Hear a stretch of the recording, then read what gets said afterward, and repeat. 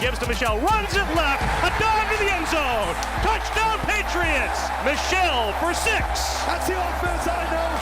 That's the offense we love. Hardy, Paul Perillo, and Mike Dussault are here to do the grilling as your hosts.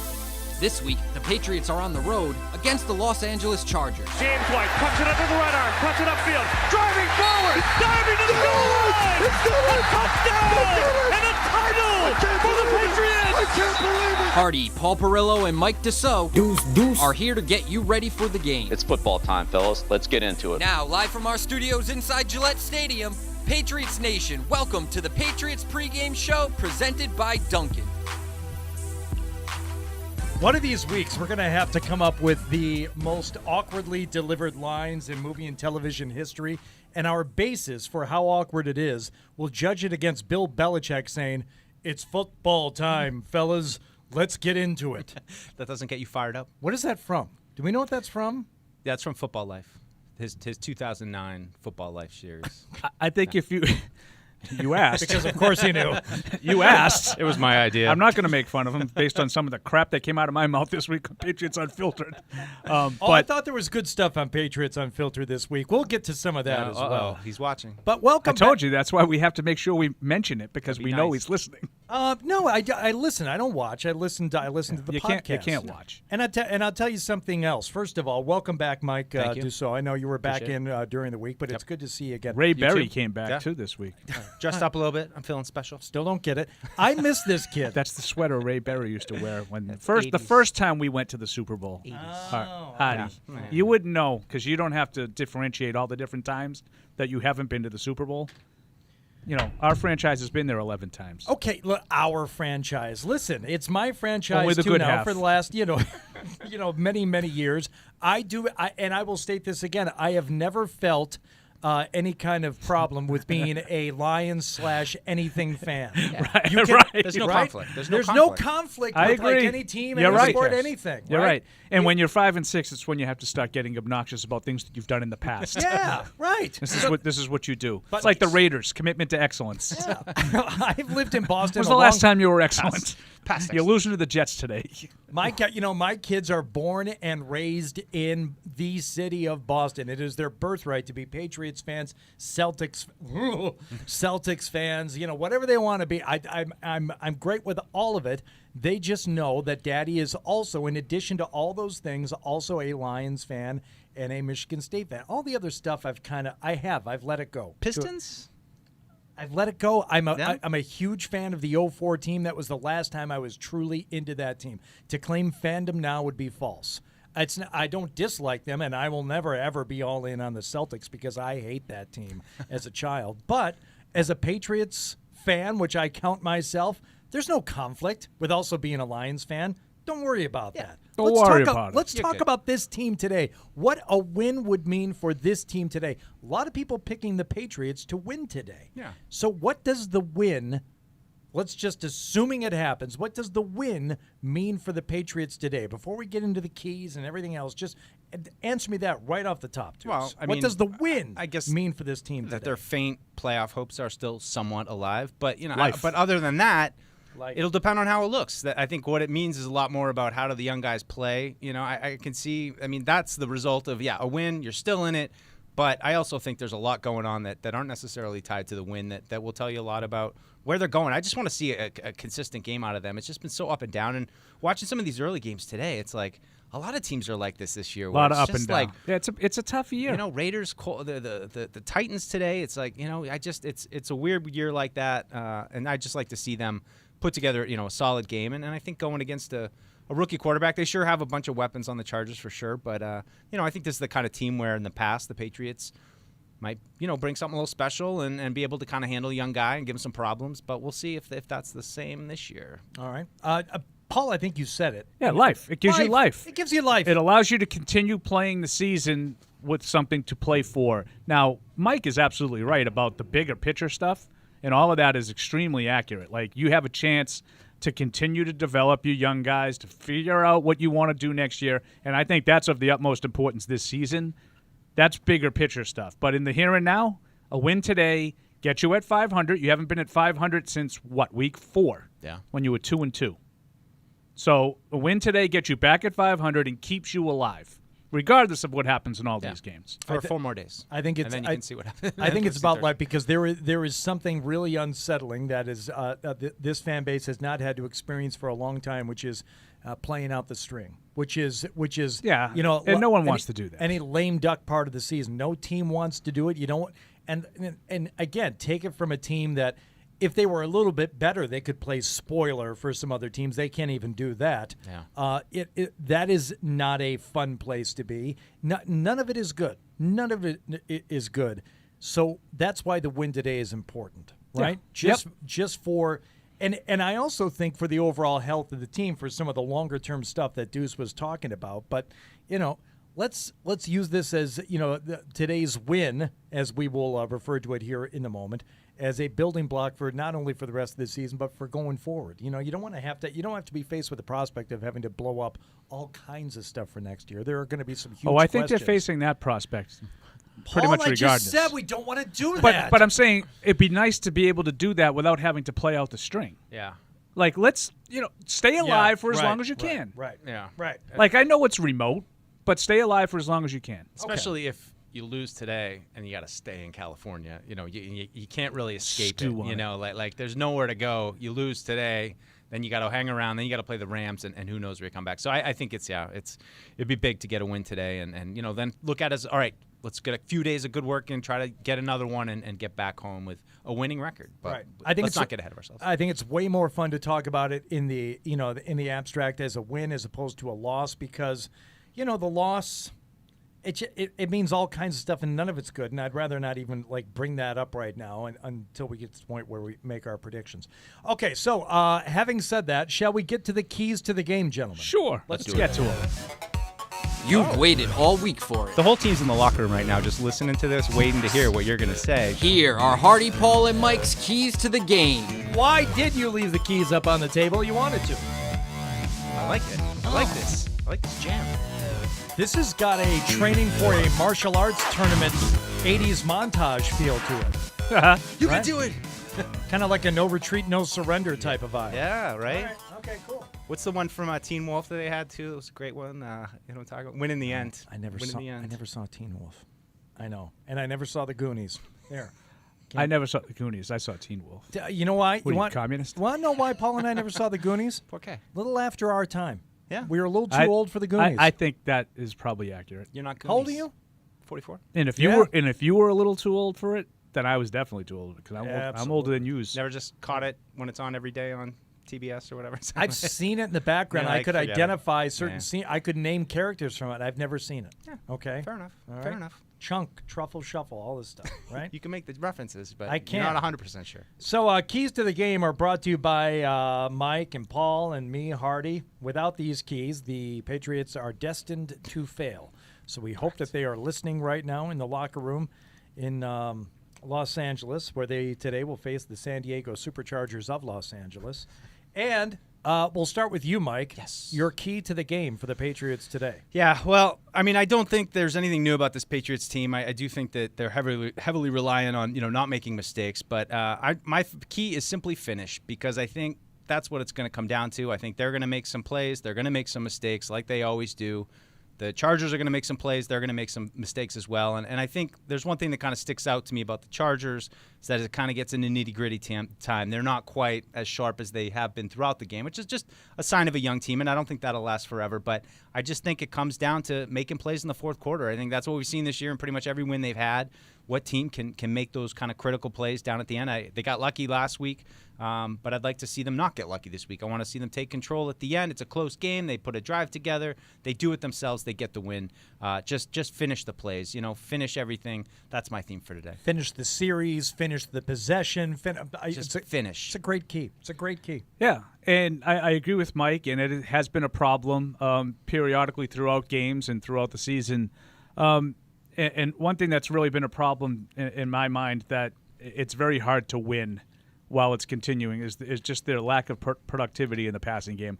I think they have to find a way, Hardy, to be a little bit more efficient throwing the football. And I'm not expecting them to all of a sudden be Patrick Mahomes and Tyreek Hill. They don't have that ability out there, okay? It's not that kind of an explosive offense, but you should be able to be better then 9 for 18 for 84 yards and 2 picks.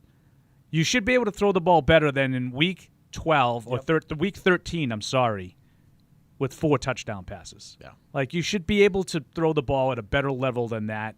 A couple of weeks ago, Bill Belichick was talking about it even last week. Cam Newton threw for 350 yards. I'm not asking for that. I'm just asking for a semblance of an NFL passing attack that can augment the running game. I think that's fair to ask for. I just don't know that it's there, which is why my key is to run the ball and then run it some more. I think you're going to have some success in running the football. Don't go away from that. We've seen that in previous weeks. So if you're going to run the football and you're going to have success doing it, don't feel the need to get away from it. Now, I understand that the pass is going to set up the run and vice versa to a certain extent, but I mean, you've only got what you've got. Yep. You know, and when I say run the ball, it can be glorified, running plays that, are disguised as screen passes or even passes out to the flat. Whatever it takes, don't get away from things that give you success early on or that you have success with early on. And this is something that's always kind of bothered me about game planning in the NFL, just generally. If you come out with something, and let's say it's a 9-play drive, and you march down the field and you score that first touchdown, and then when you go back and you try something similar, they saw what they were doing and they stymied it. Is that where it has to end? Can you allow them to counter with the defensive strategy and then just say, well, I guess we can't do that anymore? Really? You just can't do it anymore. Right. How about a little back and forth when it comes to the, strategery and the coaching and the game planning? Let's continue that on a little bit. So I would love for your key to come to fruition, Paul, and to see some more out of Cam Newton in the passing game today. And I heard Zoe talking earlier in the week about Jacoby Myers and how Zoe he's going to go up. Yeah, he stole that from me. Oh, you know something? I had a couple of things stolen from me this week. Did he really? I heard you reference one of them. I didn't hear you on with Felger and Maz, but I heard you talking about with Felger and Maz. Oh God, what was it? It was something. It was a direct lift from something that I had talked about earlier on our show that day. It'll come to me. You should take it as a compliment. Yeah, whatever. It happens. That's what happens when you're doing the midday show. Yeah. The afternoon guys sitting around listen. They're like, oh, that's a good take. No, Zoe's been really. He's really down on the passing game and Newton in particular. And, we tape a couple of shows together midweek, and we were talking a lot about it. And we do think this is, one of the reasons why I picked, that as my key was because of the Gus Bradley defense that the Chargers play has been sort of, you kind of know what you're getting. And I think when Belichick and McDaniels go into a game with a pretty good sense of how the other team's going to defend them, I think that they scheme some stuff up and they might be able to make it easier for them. And I do think specifically for a guy like Jacoby Myers, who I think looks pretty good against zone defenses. They play some cover 3, and there's some soft spots in zones, and I think that's when Myers gets open. And I think when he's getting open, those are easy throws. Yeah. Soft spots. And Zoe and I talked about that on Wednesday when we were taping one of the shows, and I do think there's a chance that he could have, a pretty productive day, and maybe Newton looks a little bit better today. Yeah, I think to Hardy's point, too, is, talk about, like, what's the Patriots' identity on offense, and you always talk about, all right, well, can they run the ball when they have to run the ball and the other team knows they're going to run the ball? And I think last week you saw the Cardinals really stack the box, and they had limited success. They couldn't really get to the corners like they could before, so are they a running team that can still run when a team is going to say we're going to take away? Or, as Paul's point, can they throw? And that was what was not happening last week. And, just rewatching the game this week, it's everyone wants to talk about the weapons and that kind of thing. But it's like the thing I started to notice was I feel like when they're in their conventional offense, first, second down going, guys can get open. Guys, they have play action. Things can happen. N'Keal Harry, as one example, on that play where Cam was like waving to him, like he's open 2 seconds off the snap. It didn't have to wait that long. But I think when they get into those 3rd and long situations, that's where the lack of talent, the lack of separation comes in. You can't get those 3rd and longs through scheme, through relying on, okay, now we got him on play action. So I think that's the thing I need to see them kind of overcome today. Can you tack when a team's taking away your running game and really exploit them the other way? All right. Well, we'll get to more of these later. I did remember what was lifted from me. So okay, we'll table that. It's part of a larger conversation. Right now we have to go behind enemy lines. You know the view from New England. We go behind enemy lines. But what about the view from the other side? Well, I'm doing great, even though I miss being there with you guys. And that's why you're our favorite pregame show guest every year. You guys know you tell everybody that. Time now to go behind enemy lines. My God, it's coming right for us! I'm reluctant. I don't know if I should do this or not. I'm going to ask him anyway. Daniel Popper is joining us here as we go behind enemy lines from The Athletic. You can follow him, I believe, on Twitter at Daniel R. Popper. Is that correct, Daniel? Yes, sir. Okay, so I'm going to ask right off the bat. Has anyone ever done the line to you from the movie Hannibal where Hannibal Lecter asks, Mason, would you like a popper? It's an amyl nitrate reference. It's not a pleasant scene, but now I've got it in my head. I've got it in my head, and it's going to be there the whole time unless I ask him right away. Okay. Does it ever happen, Daniel?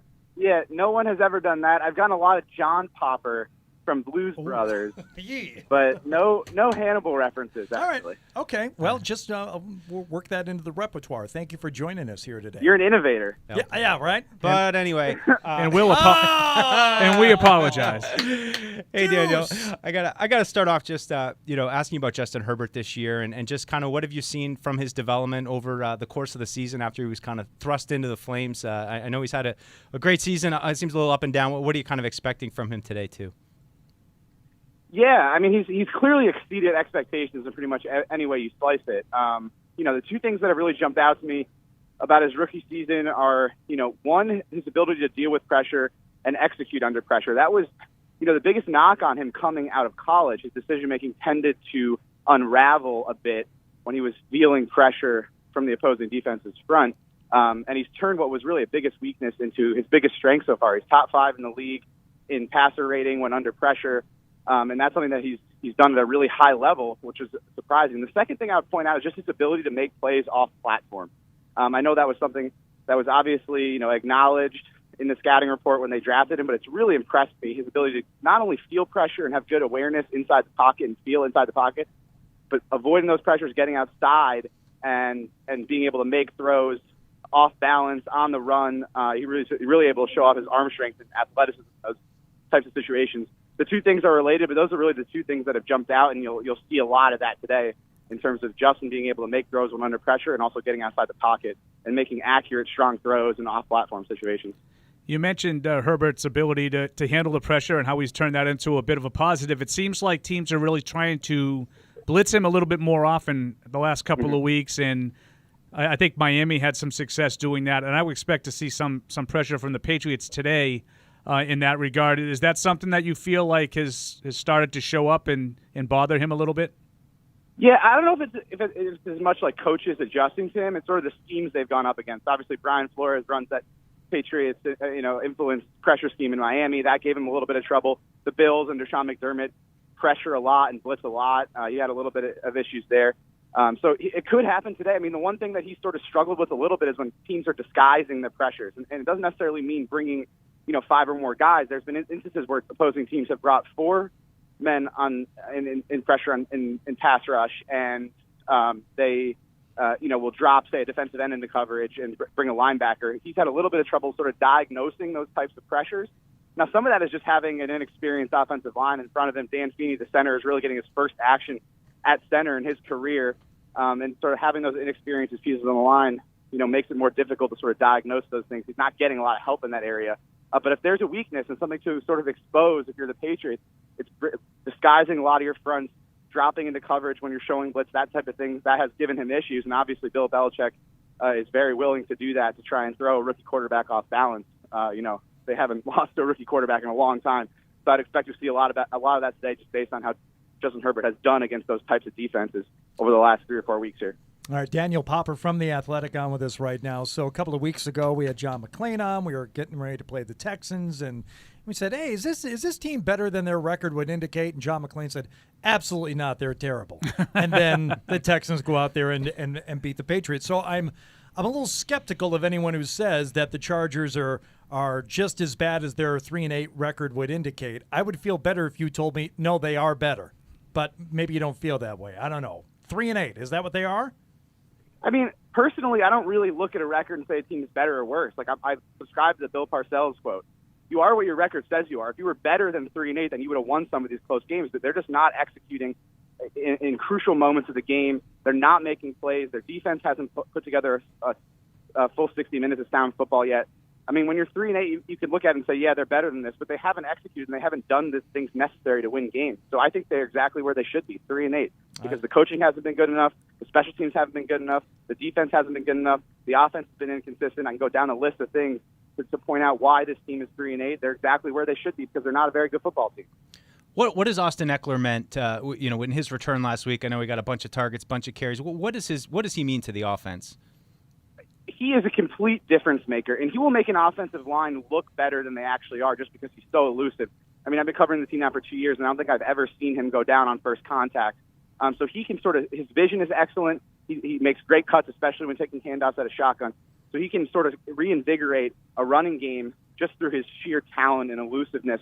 The other thing you'll see, and this is sort of why he's turned into a top-flight running back and signed that extension, is just what he can do with the ball in his hands on checkdowns. And Justin Herbert is going to go in that direction a lot. If he's stealing pressure, he's going to check the ball down to Austin Eckler, and Austin's going to turn pretty much every catch into at least a 5-6 yard gain, sometimes a first down, 10-plus yards, and that's really where he excels. He's very good at, in those types of situations, sort of feinting opposing linebackers or safeties, whoever's covering him. He can fake like he's staying in to block, and he'll flip out, and he's so elusive and so quick in terms of his short area quickness that he can leave those people behind him. He's a great player, and he's able to impact the game both as a runner and in the passing game. And he's a great outlet to have for a rookie quarterback facing a defense like the Patriots have today that are surely going to bring out a lot of disguises to try and confuse them. Daniel, I wanted to get back to your 3-8 analysis. The Parcells. I would totally agree with you. You are what it says you are. But I'm also curious to find out what your thoughts are on the manner in which they find ways to lose games. The Chargers themselves, and I think it's 4 times this year they've coughed up double-digit leads. What has been the biggest problem with that? Why is that continuing to happen? Yeah. So it was a 4-game stretch. They went 1-3 of those games, and they surrendered a 16-point lead in each of those games, including a 21-point lead to the Broncos in the second half. They were up 24-3 in that game. It comes down to not playing a full 60 minutes of sound football on defense, which I was getting to earlier. They just have these breakdowns, and it's all over. Sometimes the pass rush will disappear for a period of time. They'll have breakdowns in the back end and allow passes over the top. The run defense has been atrocious this season. They're ranked 31st in the league in rush defense DVOA, so they can't really stop the run. And that's really what it's been. I mean, when you're relinquishing leads like that, your defense has to be making tons of mistakes. And the reason for that is because they're so injured on that side of the ball. They have a lot of young players playing key roles, whether it's Nasir Adderley at free safety, which is a crucial role in Gus Bradley's scheme as a stopper to prevent those big plays. They've been relying on a rookie and Kenneth Murray at middle linebacker, and they've had injuries everywhere at linebacker. So he's been sort of tasked with taking on a bigger role in terms of communicating calls, and he hasn't been doing that at a very high level, and he's also sort of been a liability in coverage. So if I could point to one thing, it is really the mistakes on defense that has led to them, surrendering all these leads. But the other thing you can factor in is sort of mismanagement from Anthony Lynn and early in games in terms of at the end of half not using his timeouts correctly to get points before the half. And when you're in close games, the margins are so small between winning and losing in this league that if you're not managing the game appropriately, that can lead to a lot of close losses. And since Anthony Lynn took over in 2017, the Chargers are 15-25 in games decided by 10 points or less, and you have to point to the coaching at some point. All right, Daniel, don't call him John Popper. We ask you now for a score prediction. Don't give us the runaround, but if you could see it's another Blues Traveler reference because you did the one earlier, Deuce. Sorry. We always ask our Behind the Enemy Lines guests to give us a score prediction. Do you have one for the game? Yeah, I got Patriots 34, Chargers 20. Chargers can't stop the run. I think the Patriots are going to get the game going this week. The Chargers do have an opportunity to potentially take advantage of the Patriots' pass defense, which obviously isn't up to usual standards. But I think Justin Herbert's going to get very confused by some of these disguises that Belichick is throwing out there, and the running defense is not going to be good enough. I think the Patriots win pretty handily today. Two touchdowns. Wow. Well, his explanation makes sense, though. Yeah. Because my initial thought was 34 points. I mean, are we going to play like 3 games today? Like the Patriots go? But it's going to be a long day for Justin Herbert, and my guess is that's why Daniel thinks 34 points are going to go up on the board from the other team. Yeah. All right. Hey, Daniel, thanks so much for the time. We appreciate it. You got it, guys. Okay. They're giving us the hook. See, wow, I got another you got their one whole then. catalog on tap up top. I got another one. I didn't know what I was worked in starting. there. What have I done? Paul missed out on the Butt Anyway reference. He I had did not no idea appreciate what that it. was. I still have no idea. He What doesn't that like is. harmonica bands. So I hate them. I can't. You stand hate Blues Traveler. Can't stand. He's got all the. He's got like it's like clips from a machine gun, except they're harmonicas. Yeah, That's well, like- he wears he's like he wears an ammo Rambo. belt like around his neck. I don't whatever know. key, whatever he needs to go, and he's got a harmonica right there. Yeah, the guy's a virtuoso. That Daniel's a good guest. Oh, he was excellent. He was really good. He was excellent. Another in a long line of really good guests this season. We're really lucky. We didn't play the Titans, so we haven't had any problems. But even he was better the second time around. We had that one bad incident with him. when he refused to make a pick. Yeah, well, that was. Oh boy. All right. So you're welcome to join us here, 855-PATS-500. We'll go right to the phones here, and we'll talk to Brandon in Atlanta. Brandon, welcome into the Patriots pregame social, which is fueled by Duncan. What's going on, Brandon? What's happening? This is my first time calling the pregame show. Usually I call the postgame show because of the debacles that have been happening. Well, we can get you. We can get you on both shows today. Yeah. So my question is, this is just hypothetical, since you got to see how the game plays out today. But with the Tennessee Titans getting trounced by the Browns, and the Browns looking like they about to move to 9-3 without OBJ, do you think they might think he's expendable? And if he is, do you think there's something that could happen where we might, we got a little cushion in the cap, and you think we might be able to go and possibly get him? Because, whatever happens, whoever's at the quarterback position next year, we need somebody that can, actually put some points on the board. And tickets don't matter, but, I think the diva thing and his often, hurting us over the last couple seasons can be worked out, especially with Belichick. And I just think, I was just seeing what y'all thought about that, because I would actually be for it. Yeah. Brandon? I'm a no. Okay, so thank you for the call, and hopefully we'll talk to you in the post game also. Yeah. I am entering a new phase, Oh. okay, which is Retro? my default answer is going to be yes. All right? Okay. You're going to have to convince me otherwise. So Odell Beckham Jr., I know some of the reasonings that I've heard from other people why they wouldn't want him, but you tell me, Paul. What are you willing to give up for him? I want new players that are, part of the solution, part of the future. And here's another thing. If you're Cleveland, let's assume, okay, so everybody, obviously, this is what happens. Oh, my God, are they going in again? They're going to make this 38-7? No. It's first and goal. It's 31-7 with a minute left in the half. So, obviously, people are watching this game, and they're like, really? Me too. I've been watching Red Zone, and the Browns are playing great. Is that what the Browns are now? Are they better without OBJ now?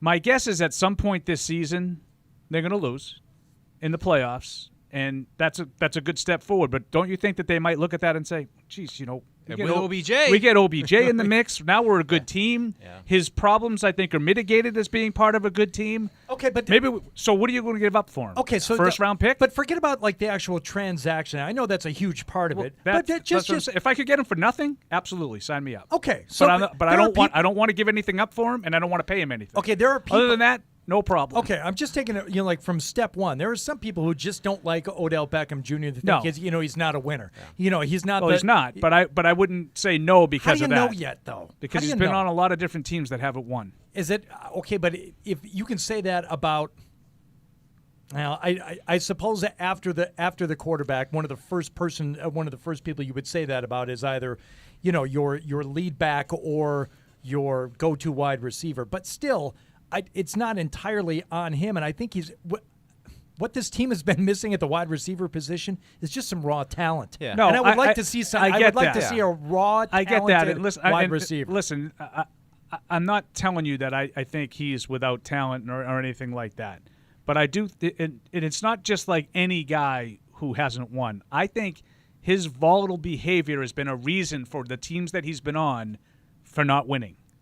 Do you understand what I'm saying? Yeah, but I would say it's Larry Fitzgerald has never won anything. I don't think he's ever been the reason why his teams haven't won. I think OBJ frequently brings his teams down.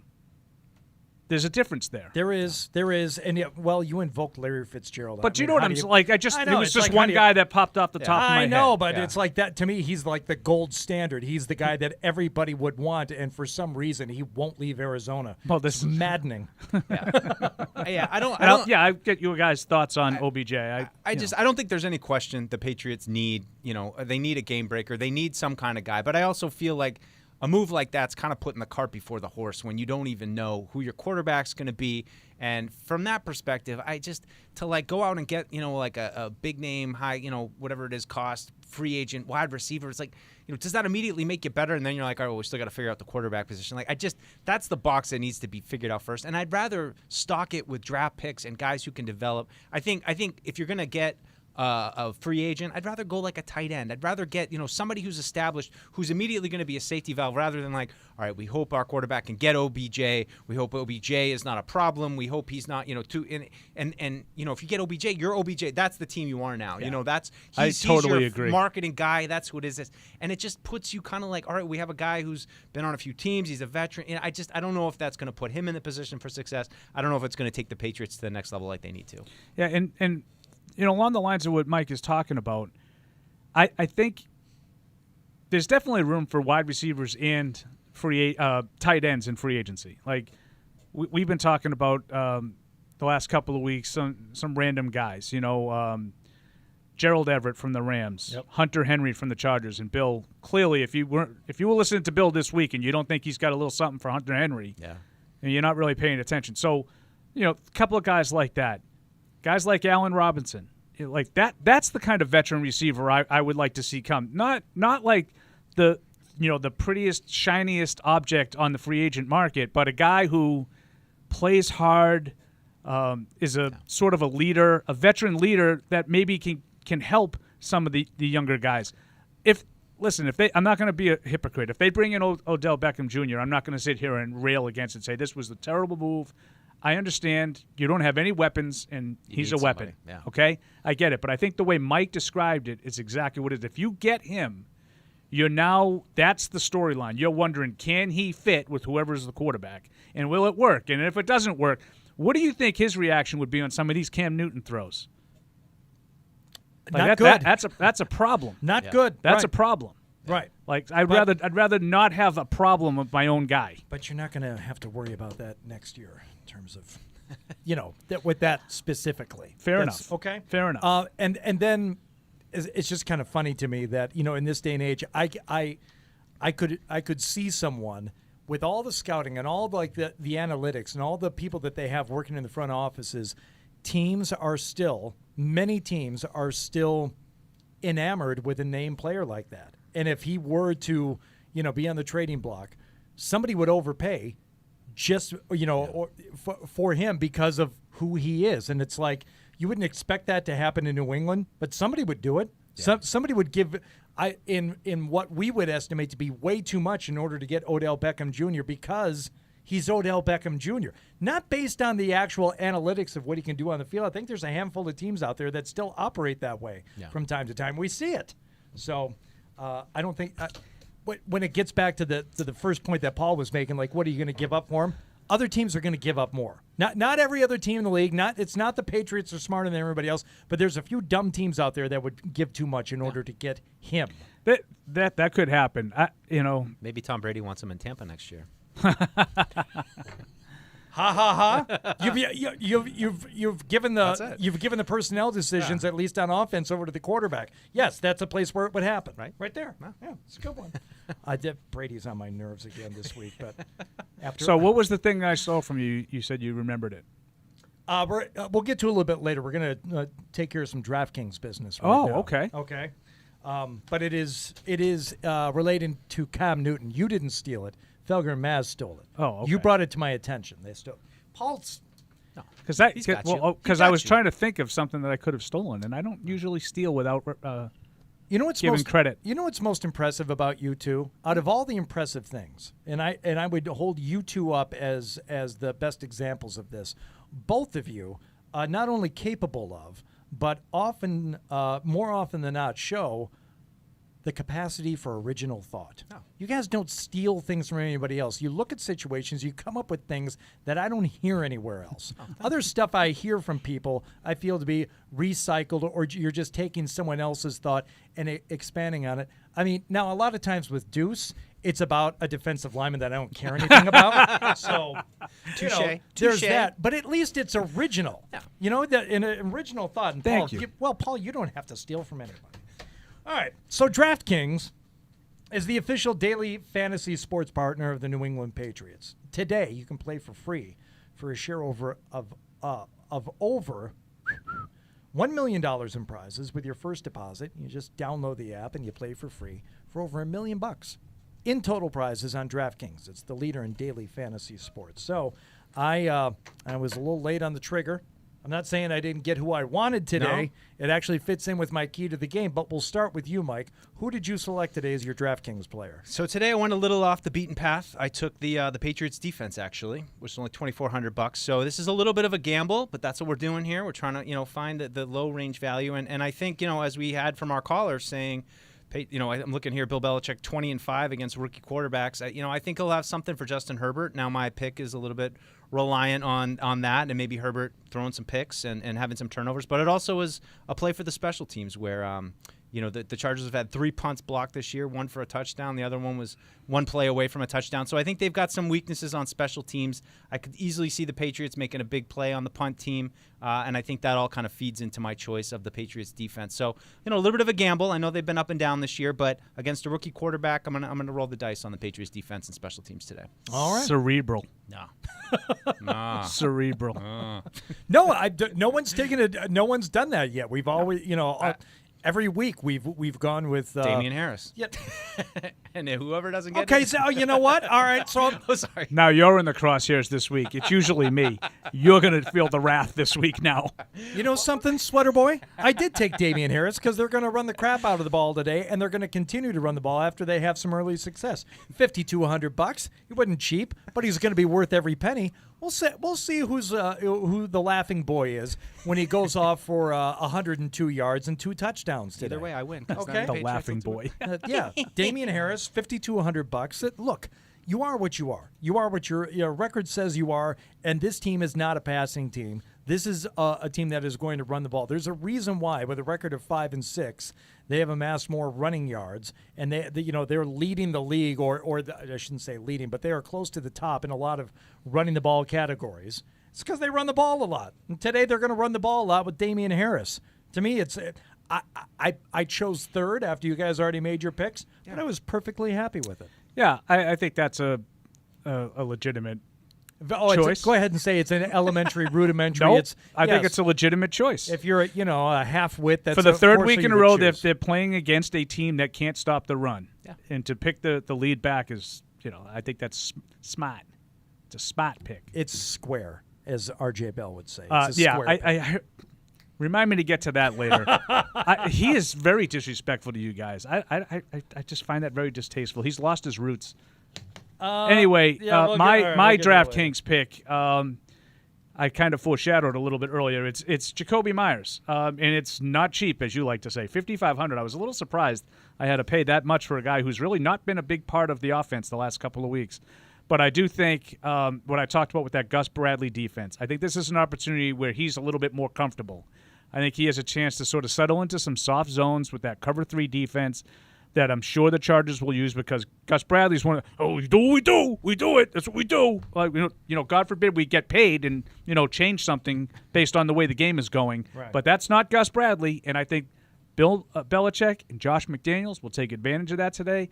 And I think I'm not looking for this huge, Damiere Byrd game. I mean, you can only get those when I'm really hitting my DraftKings picks. But I do think 6-7 catches today for Jacoby Myers for 80 yards.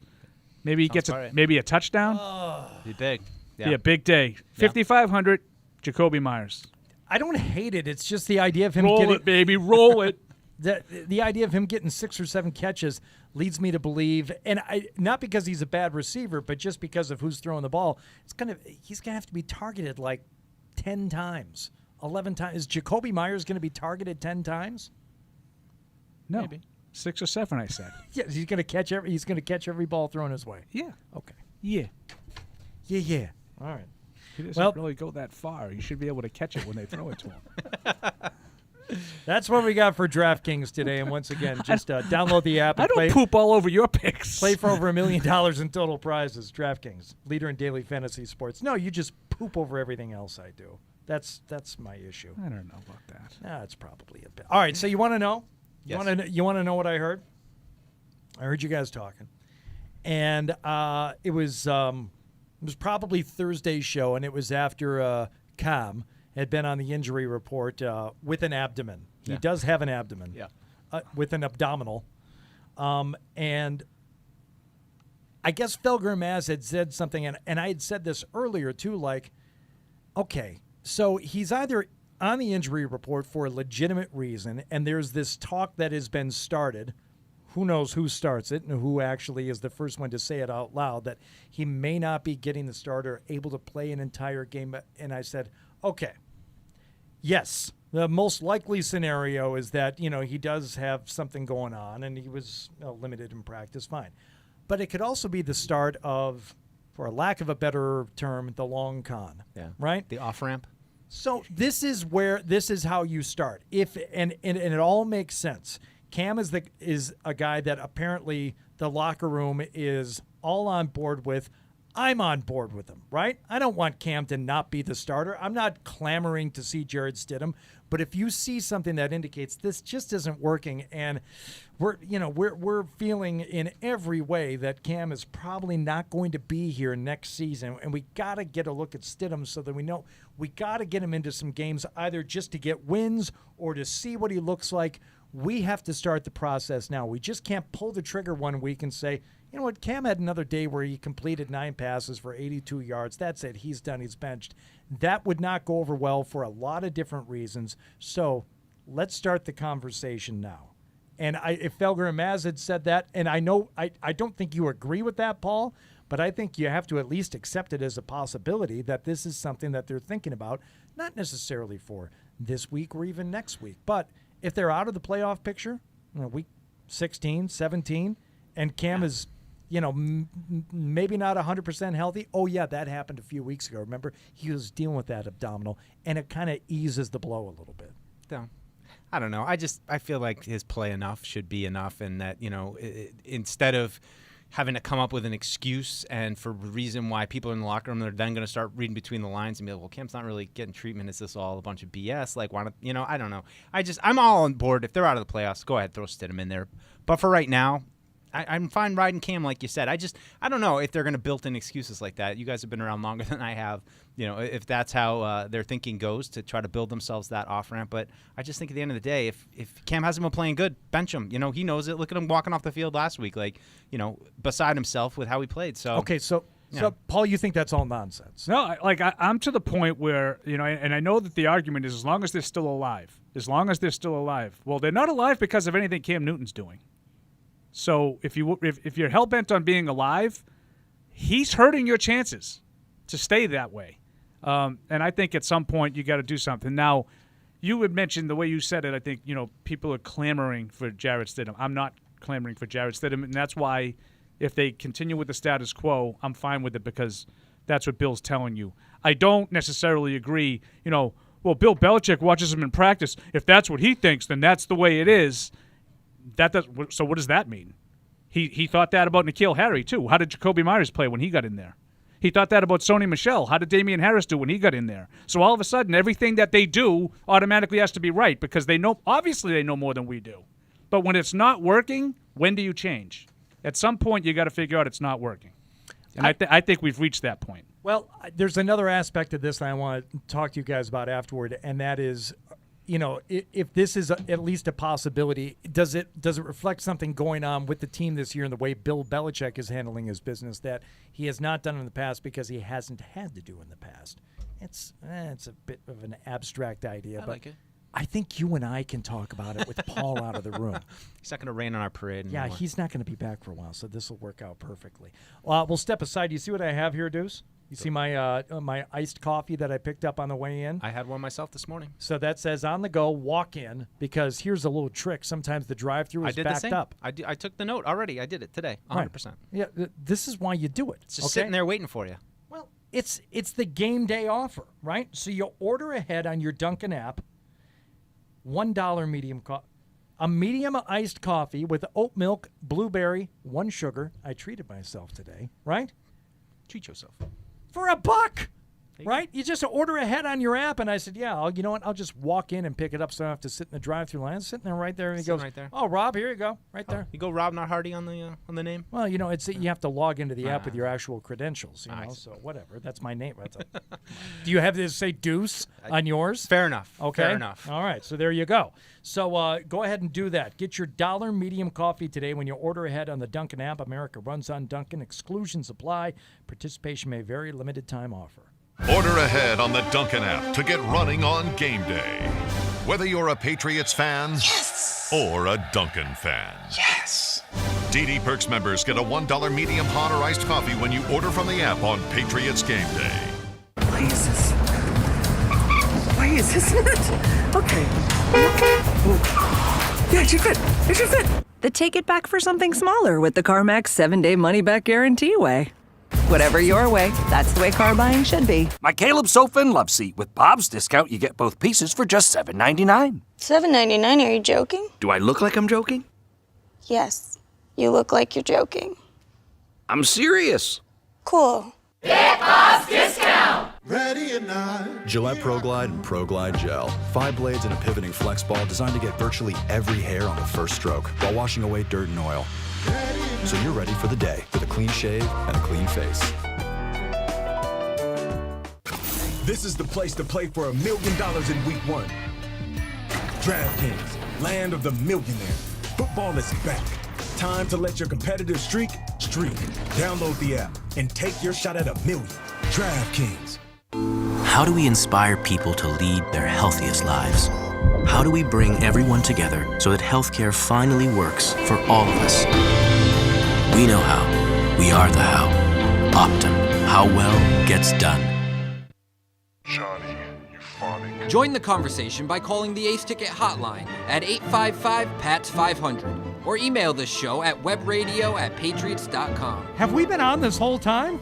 Every second, baby. I thought we were just talking. Did you get caught unawares? Live from our studios inside Gillette Stadium, here's Hardy. Patriots pregame social. It's fueled by Dunkin'. It's Hardy and Mike Dussault. Paul Perillo out of the room for a moment, taking care of his responsibilities with the flagship radio network for the Patriots. So he'll be back here in a few minutes. We'll do our over-unders, and we'll continue talking about the game. Let's do this while Paul's out of the room, okay? Because I think this would annoy him. Talk a little smack.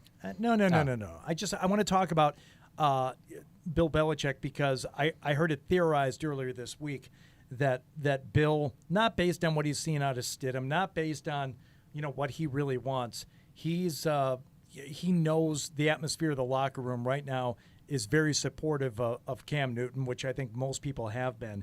And he thinks making a change would be detrimental to the mood of the locker room. And I just say, since when does that matter to Bill Belichick? Yeah, do what's right? best for the team. You do what's best for the team, and part of that is knowing and understanding your players and knowing that they understand their best chance to win and how can they feel that way.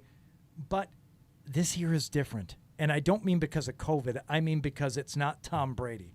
And there is a different dynamic with this offense and what is expected out of this team and what their ceiling is. And there at least exists the possibility that he could be factoring in something like mood of the locker room more so than he has in the past. Yeah, I mean, it's such a weird year, too, with the COVID and, just all the stuff that we've kind of been through, which just, I don't know, it changes a little bit the dynamic of when you make that move to pull the starting quarterback and to make a change, and, you're in a thing now where the team isn't even really together anymore. I mean, this could be like a decision announced on a Zoom call if they were going to do something like that. So I do think there's something to be said for, it just being a different year as far as, not having the same kind of team atmosphere. I mean, here they are, they're in Los Angeles, and they're probably all separated in in some random UCLA dorm room, probably, unable to. So I don't know. I think all that feeds into it, but it's just what is the goal? Are you saying you're going to pull Cam Newton and you think that the team is going to win more games? You think they're going to lose more games? You think you're going to get more people on board for the team and the plan going forward from here into next year? What are all the motivations? Or is it just like, look, Cam's put in all the work. He's been a great leader. He hasn't performed really that well on the field consistently. But here with 6 games left, we're still kind of in the hunt. Let's not overthink it. Let's, and I said this on the radio this week. It's like my hope, this is a lame duck offense. This is an offense that, all right, we know we need a lot of work. We're going to make a lot of changes next year. We need to add some things and probably change the quarterback position as well. That's my hope. But for now, I'm fine. Sit him. Give him the start against the Jets. Give him the start. What do you have to lose there? I think he deserves it. But until then, until they're out of it, just ride with Cam. Who cares? Well, I mean, there is what I would call like the Thomas Caberlet effect, right? Yeah, I remember him. Which is wow, I got that. Okay. I got you. So 2011. This guy. Yeah, the Bruins, of course, win the Stanley Cup, but a few months prior to them going on the Cup run, they acquired Thomas Caberlet, who did precisely nothing. Supposed to be a puck mover, supposed to be great on the power play. Their power play was anemic, but for whatever reason. And, to take it out of sports, to not draw another correlation, it's the Ringo effect, right? Now, Ringo is not, by anybody's assessment, the best drummer, but he worked with the Beatles. And if they had done anything else. Now, this Patriots team is not favored to win the Super Bowl, right? Yeah. They are not the Beatles of the NFL right now, but they've won more games than they've lost recently, and they're doing it with Cam Newton at quarterback. Not to say that he's the best or he's even the best option, but for right now, would you mess with it right now? Okay, it's got a it's down to the wire, 50-yard field goal. They got the win. And they got the win the week before, and they've gotten more wins recently than losses. It's really hard to pull the plug and to make a change right now, even after a performance like you saw last week. And it's like, yeah, they still won, though. They still won. Yeah. It's tough. And if you had like a clear motivation where you had, say they drafted a quarterback in the second round last year. Say they had, some guy sitting there who's never, like, I get it. I'd be probably like, what's the point of keeping Cam in there? I'd rather miss the playoffs and lose these last 5 games and have, get like what's going on with the Chargers right now, right? I mean, don't you think they're looking at, 3 wins? They're going to get a higher pick than the Patriots are right now. They've already got, a better kind of offensive complement of weaponry around their young quarterback. So, I would rather do that. But, we're at this point right now where ride Cam or die. I like him. It's just I think what's hard is that there's been so many up and down performances, and I think as Patriots fans we're used to seeing a progression and they don't lose after Thanksgiving. The real football, they're going to be good, and I think that's what's been the hardest thing to kind of digest after Brady is you realize a lot of these games that were close, we won because we had a quarterback who made the plays under the clutch. Now we don't have one. It's kind of hit or miss with him. So I think that's just the biggest difference that we're kind of getting used to adjusting to. All right. By the way, if you're calling in right now to 855-PATS-500, we're just going to put you on hold right away. It's technical, but, with Paulie Paul doing his thing on the phone with Nobody the other wants station. To talk to us anyway, right? Matt can't do a proper cello and get you all set to talk to us. So if you're on hold right now or if you're calling in, just be patient. We know you're there. We're just going to have to wait another minute or two because there's a lot going on today. The Revolution have a big Eastern Conference final game today. Huge. I saw they got you a jersey. That looked really sharp. I don't want to talk about that. Sorry. All right? Did I bring up about it? I don't know the full story, so maybe I shouldn't have brought that up at all, but I'll give you the story. One of my things that I do in life is the pre and the half and the post game during the regular season for the New England Revolution, and we have the head coach on with us every week on the Sports Hub here in Boston, and I've been doing this for years now, years and years, and they sent over customized jerseys to my co-hosts Scott Zolak, Mark Bertrand. They sent one to our program director Rick Radzik. They sent one to our producer, Jim Louth. And you know what they sent me? Jelly in the Month Club? Nothing. Not even a T-shirt. Nothing. Wow. So they said, "Oh, it's just an oversight." Well, we have it. We have it here. We'll send it right over. 4 days later. Like, it was still hot. Somebody it was still furiously hot from putting the order in. Yeah, from the screen printer when it finally got into my hands. I'm like, yeah, whatever, it's fine, whatever. Oh, man. Oh. I'm very excited for the Revs though today. Yeah, you talk semifinals. I don't know of a team that's playing better than them right now. Yeah, and they personnel wise they've got.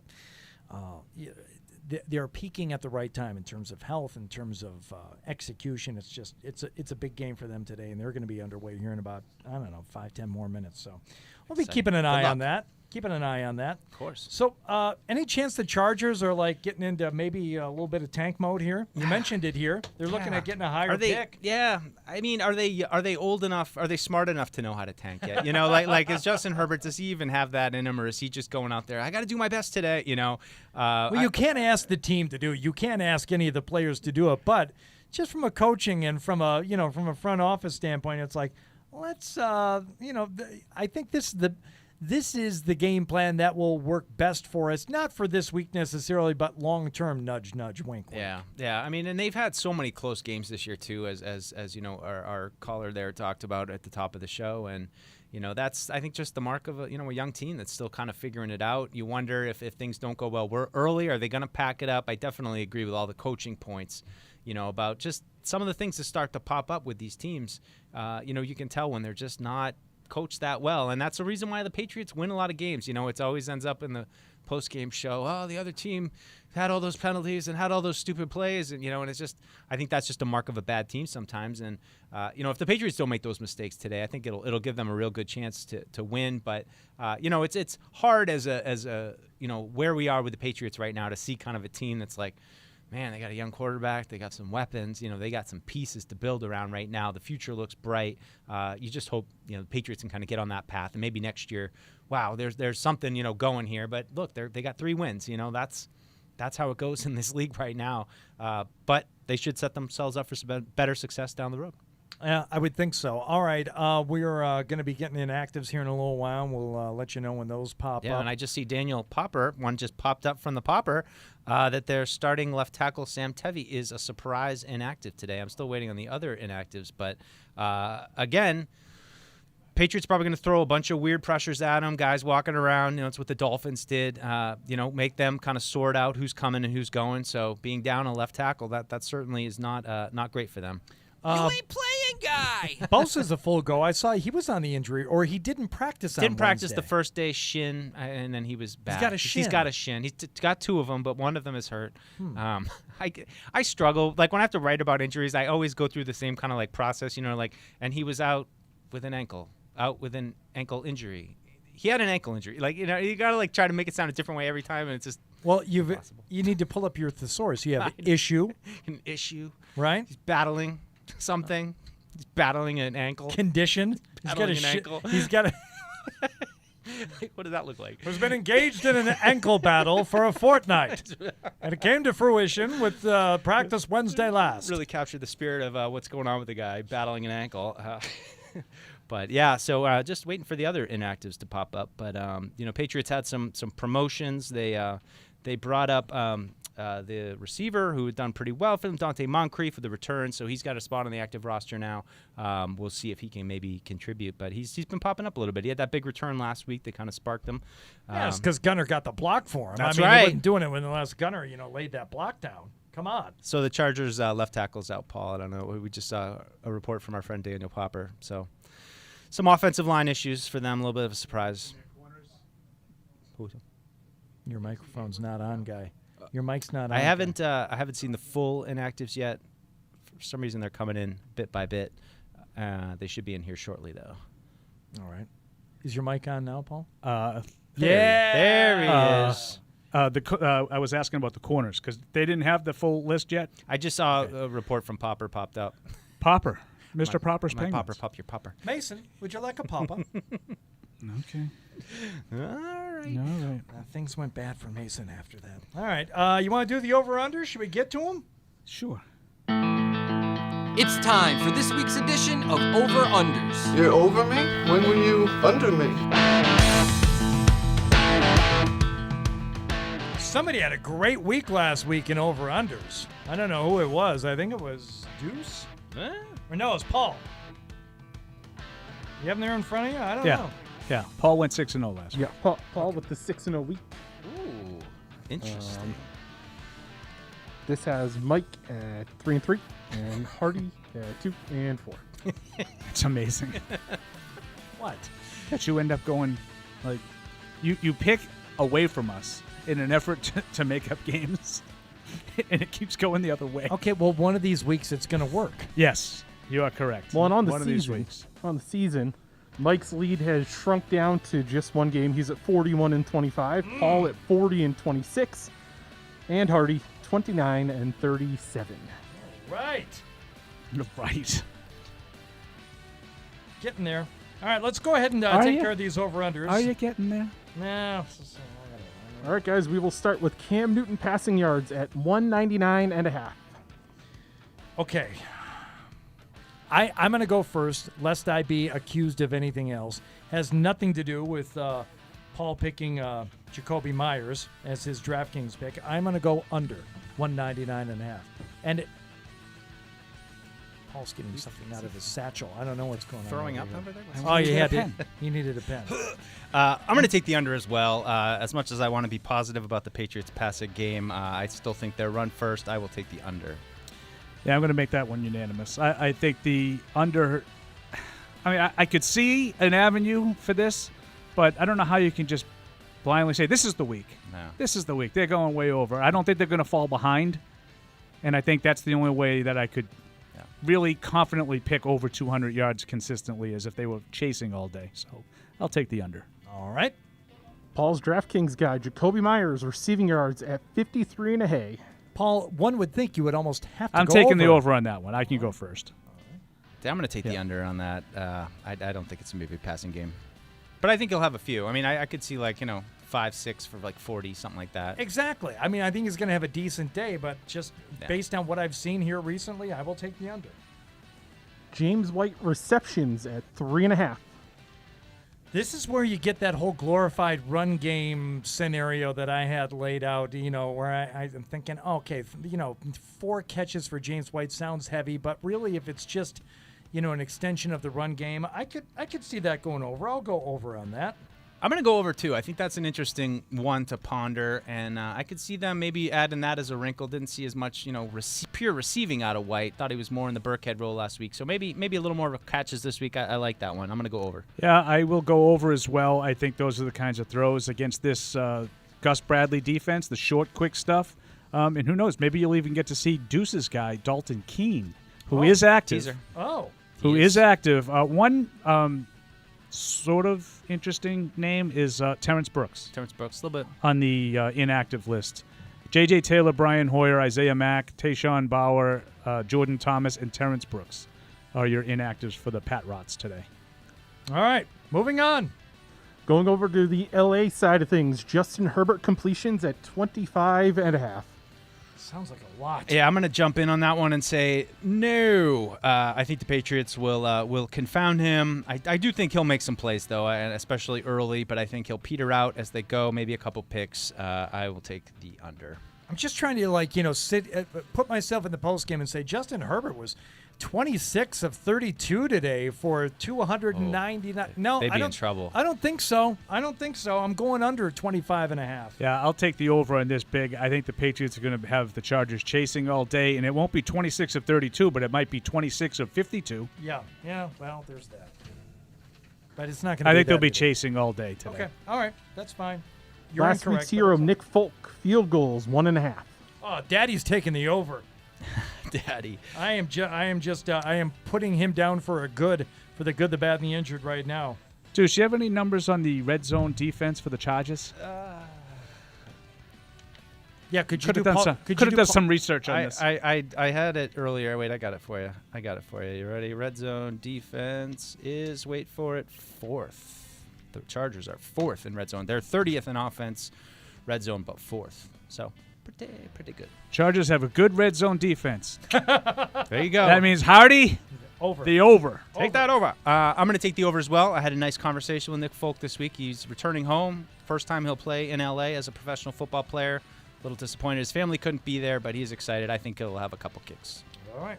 And finally, last one is the total set at 46.5. Based on my score prediction that I already gave out earlier in the week, I'm going under on this one by quite a bit. Yeah, I'm going to go under as well. I think this will be a low-scoring game, but a close one. Yeah, I'm going to go under as well based on the score that I threw out there, and I'll be consistent. I think the Patriots will do a better job of keeping the passing game from being as productive as it's been for Herbert in some of these other games. So I'm going to take the under. Quite the lame over-unders this week. The only way there's going to be any blood is if Paul somehow surpasses or falls short of what Deuce and I have. Deuce and I had the exact same over-unders across the board. Oh, yeah. There's two. We have two differences through the whole thing. Yeah. So, all right, well. So, yeah, just to run down the full list of inactives, though. J.J. Taylor, Hoyer, Isaiah Mack, Tashawn Bauer, Jordan Thomas, and Terrence Brooks. And, yeah, Isaiah Mack, I didn't think he was that great last week, but with Akeem Spence was promoted officially off the practice squad, so he will be active. He should be in that rotation. And Byron Cowart's back. I thought they missed him last week a little bit as well. So I think Bauer kind of falling down a little bit has to do with Jennings and Uche kind of emerging a little bit. And as they said, Dalton Keene back. So we'll see if he's got anything. Big game right here. Big game for Dalton Keene today. Big Dalton Keene day. Let's go to the phones here, 855-PATS-500. Tony is in Canada. Tony, thanks for joining us here on the Patriots pregame social, fueled by Duncan. What's up, Tony?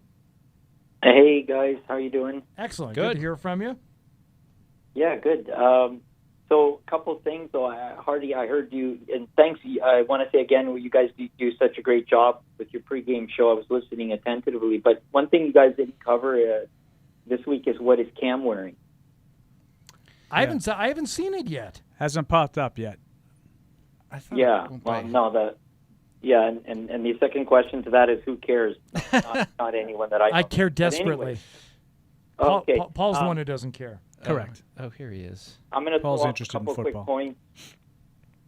Paul is interested. Okay, me too. So in regards to, I definitely think Belichick is setting things up to possibly pull Cam out. And I'll give you a reason as to why. You guys might remember when we had, who's that? Aqib Talib. Remember how he had that groin issue? He re-injured it a couple times. Yep. I heard after he left the Patriots, he was laughing about it in the interview, and he said how Belichick tries to pull all kinds of fast ones over on other teams. He actually had a quad injury. It wasn't his groin, but he said that Belichick had said to him that we're going to go with the theory or whatever, the idea that it'll be your groin, because he didn't want other teams trying to steal away Aqib the following year, because I knew he was up, he'd be a free agent again. So I don't know if you guys heard that or not. It doesn't make any sense to me. Like, they would want to take him if he had a groin injury, but not if he had a quad injury. Well, no, the thing is because he had like a history of it. Some Belichick. Oh, okay. Yeah, that makes sense. So and real quick here, I'll let you guys go. But in regards to the quarterback situation, I was looking at potential free agents and who the Patriots might go with. I don't think we're in a reload. I think this is more of a rebuilding year. So I think we got to look to the draft. No, you're in a reload. Absolutely. It's a rebuild, I think. Yeah. Oh, yeah, heavy. And a couple guys that I'd like for us to sign next year, free agents, James White, David Andrews, Rex Burkhead, Lawrence Guy. So I'm thinking we shouldn't sell the house or sell the farm for a quarterback and potentially lose all those guys. I'd rather see us get some middle-of-the-road guy, kind of like Cam Newton. And I'm going to hate to say this, but I heard Fitzpatrick is available. Oh, boy. So Paul would walk out. I can hardly say it. Yeah. All right, Tony, thanks for the call. I appreciate it. Thanks. Yeah, you got a problem with Ryan Fitzpatrick, Paul? Not if you want to win games, and actually do something. It doesn't seem like it doesn't jibe with everything that we look at with the Patriots and where they are as a franchise right now. What would suit them best for the next few years? Ryan, 39-year-old backup, journeyman backup. Yeah, just no. Yeah, I mean, listen, I understand that there's a chance that next year's quarterback might be the same as this year's quarterback in theory, not in performance, but like just a guy who's a placeholder for a year, and I'm okay with that. Yeah. But I think it can be a better option than Ryan Fitzpatrick. Yeah, I agree. We did discuss something while you were out of the room, Paul, that I suppose we could kind of bring him in on. Is this dangerous, you think? No. Okay, so we were discussing Bill Belichick and the notion that had been floated out there that one of the reasons why Jarrett Stidham hadn't been into games yet, or they haven't made the move away from him. Obviously, you know, the Patriots have won more than they've lost here recently, but there was an issue that Bill was dealing with in the locker room, and that, you know, the players were so supportive of Cobb that to make the switch over to Stidham right now would cause a disruption among the players that he didn't want to deal with, to which I immediately said, well, you know, since when does Bill care? And then the players are smart enough to know that if they're not getting it done and they have a much better chance of success with Jarrett Stidham, then the players would be on board with that. But if that were an issue, it's something that Bill would have to deal with this year that he hasn't dealt with in the past. And mostly due to the fact that the team is just in a much different place without Tom Brady there, but also due to COVID reasons and everything else, you really can't afford to have any kind of, let's say, an instability with the mentality of a team now than you would be able to have in other years. Would that ever be a consideration for the coach in terms of what the room would think about making a personnel decision like that? Yeah, I mean, I think that he'd be in tune. I think he's very big on communication with his leadership group. I think he talks a lot about having frequent conversations with his captains every week. He meets with them. So if there was something that was really adamantly on the minds of his leaders, I think he would take that into full consideration. But I have heard a lot of that. Like, he'd lose the locker room. And I just would ask, how do you know that? Yeah. Like, right, we're not in the locker room this year. So neither are they. But this is what I'm saying. Yeah, I know. So you're not having these conversations off to the side and like, oh, yeah, like, Stidham, man. Yeah. Like, I'm sorry, I just don't find it really realistic. Right. That the beat writers are calling some players to find out what Stidham's doing, and that's the kind of thing that, like, when you're talking to someone, maybe you're getting a little bit more of an update from that. It's not, to me, I'm not telling you that the locker room is not behind Cam Newton. I'm not saying that. But I'm saying that being the reason why the move isn't made, I think, is a little presumptuous. I don't see how people know how the locker room feels in this situation. Yeah. That would require not only some really good inside information, but also taking a giant leap, saying that you can say, you know, it's going to happen. You're going to guess what players' feelings would be if something were to happen. It's too much of a stretch. It's too much of a jump for me. And I still feel like, you know, based on what we've seen from Jarrett Stidham, based on what the coaches have kind of told us through his usage through the early part of the season, like, I think he's probably a backup quarterback at best, you know, and I still think there's a chunk of people out there who seem to think that if Jarrett Stidham just gets a start, that he's going to tear it up out there. And I don't know why people still think that every time we've seen him play, it hasn't been that great. Yeah. You know, so I do think he deserves a chance and some experience, but I don't think that there's this rush to, like, we got to figure him out. Like, I totally agree. We've seen plenty of him. Not plenty, but we've seen enough of him now to know that, all right, well, we haven't really seen, like, anything out of him when he's gotten into games, except for him throwing the ball to the other team. So I'm fine with him maybe end of the year, get him some snaps, but I still think at best he's a backup quarterback, which is still not a bad thing. Like, you still need a backup quarterback. I'm fine. Like, I think that's a position that you need. I still think that next year he could be a valuable member of the team. You know, I just don't really have any hope right now that he is the next guy. All right, we have an electronic mail here from Craig in Weehawken. Says, hey guys, I saw a report Edelman might still be a couple of weeks away from coming back from the COVID list. Yes. Haven't seen any reports he tested positive. Any idea what's going on there? He tested positive. So it is nothing to do with the knee at this point? Oh, I didn't say that. Okay. Like, I don't know. Does he still have a knee? I think based on a lot of the reports last week, it seemed like he was tracking to join the team in L.A. with a possibility of playing in these two games from the perspective of the knee. Now he ends up showing up on the COVID list, and that eliminates that. And there were reports that he tested positive. So I don't think you're going to see him. Definitely these 2 weeks, but who knows how long it takes him to be over it. You know, I don't think you'll see him at the earliest until those last 3 games, and then I think there's a possibility you don't see him if they lose one of these 2 games. Craig goes on in his email. He says, I think the team lacks a true number 1 receiver, which means you have Harry or Myers as a number 1. They're both decent number 2 or 3, but without a true number 1, they get shut down. I don't think Edelman is a 1 either. Phenomenal number 2. His return would help Myers. Myers. This is a continuation of the last 3 years. Weapons. Yeah, and it's not wrong. It's not wrong, and it's even more glaring now without Tom Brady. Being able to make some of those plays and make guys, throw guys open, so to speak. And there's no question. I wanted some of those receivers last year. There's plenty of rookie receivers right now. Justin Jefferson, Fred's guy at the top of the list, who's had an extremely productive rookie year.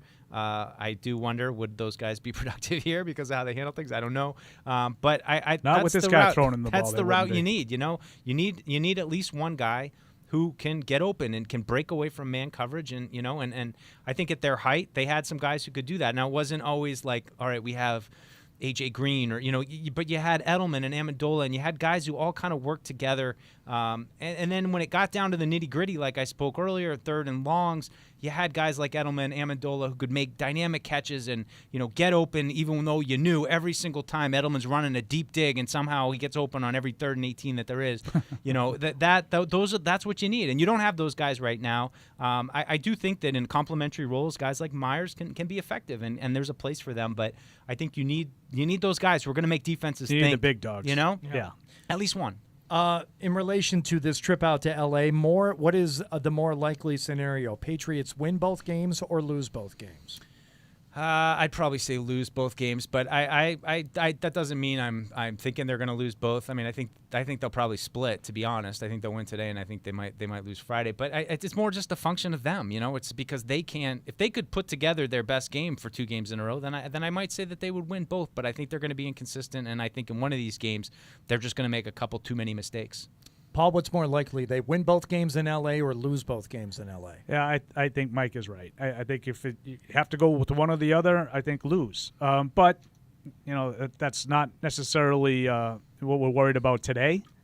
You're worried about getting one. Yeah. Because you can't win them both, Hardy, if you don't win the first one. Well, I would say this, the quick turnaround for the Thursday night game is tough. The one thing the Patriots have going for them is they don't have to travel. The Rams are on the road this week. Correct. So they have to come back. Yeah, do scoffs at that. It's the just in Arizona. First time, according to Mike Reese, it's the first time. I don't care if they're in Glendale. According to Mike Reese, it's the first time in the history of Thursday Night Football, which dates back to 2006, that's the case. That's funny. According to Mike Reese, I'm going to host them. That the road team is going to be in the town before the home team for a Thursday night game. First time since 2006. Deuce just thinks these things happen. That is an interesting stat, though. I mean, if it was Clark's country flight, I might be a little bit more. The whole notion of traveling in football. Well, to me, it's not about what the Rams are doing. You're supposed to, like when you play the road game on a Thursday night, it's a short week on the road. It's not that for the Patriots. Yeah, but they're in It's not about where the Rams are going to be. It's where the Patriots are going to be. Yeah, but they're already in the town. They're in these weird setup UCLA. They don't lose a day of preparation. Normally, when you're the road team on a Thursday night, you lose the Wednesday. Right. They don't lose it. They're already there. All right. Well, I hope it pays off. Well, I think it gives them a chance. Yeah. I get a little annoyed at and it was Zoe talking about it. He's like, oh, you got to have that extra day. That's why they're leaving on Friday. 6-hour flight, you're dehydrated. I'm like, that's you. That's me. And by the way, I get off the plane on a 5-hour flight to Vegas and proceed to stay up all night, and I've never felt better. Is it the pure oxygen they're pumping into the casino? Maybe. But these are, athletes. These are guys that they aren't put off as much as you and I are by sitting on a plane for a few hours. I think they can handle it. I have a small... The whole idea of traveling in the NFL. You're fixating on the travel. Like, that's the reason. You lose an entire day. You have 3 days to prepare for a game. When you're the road team on a Thursday, you only get 2. They now get 3, just like the Rams. It's even now. The prep doesn't mean that much either. Okay. I'm not all that impressed. It's not about the trip. It's a little bit about the trip.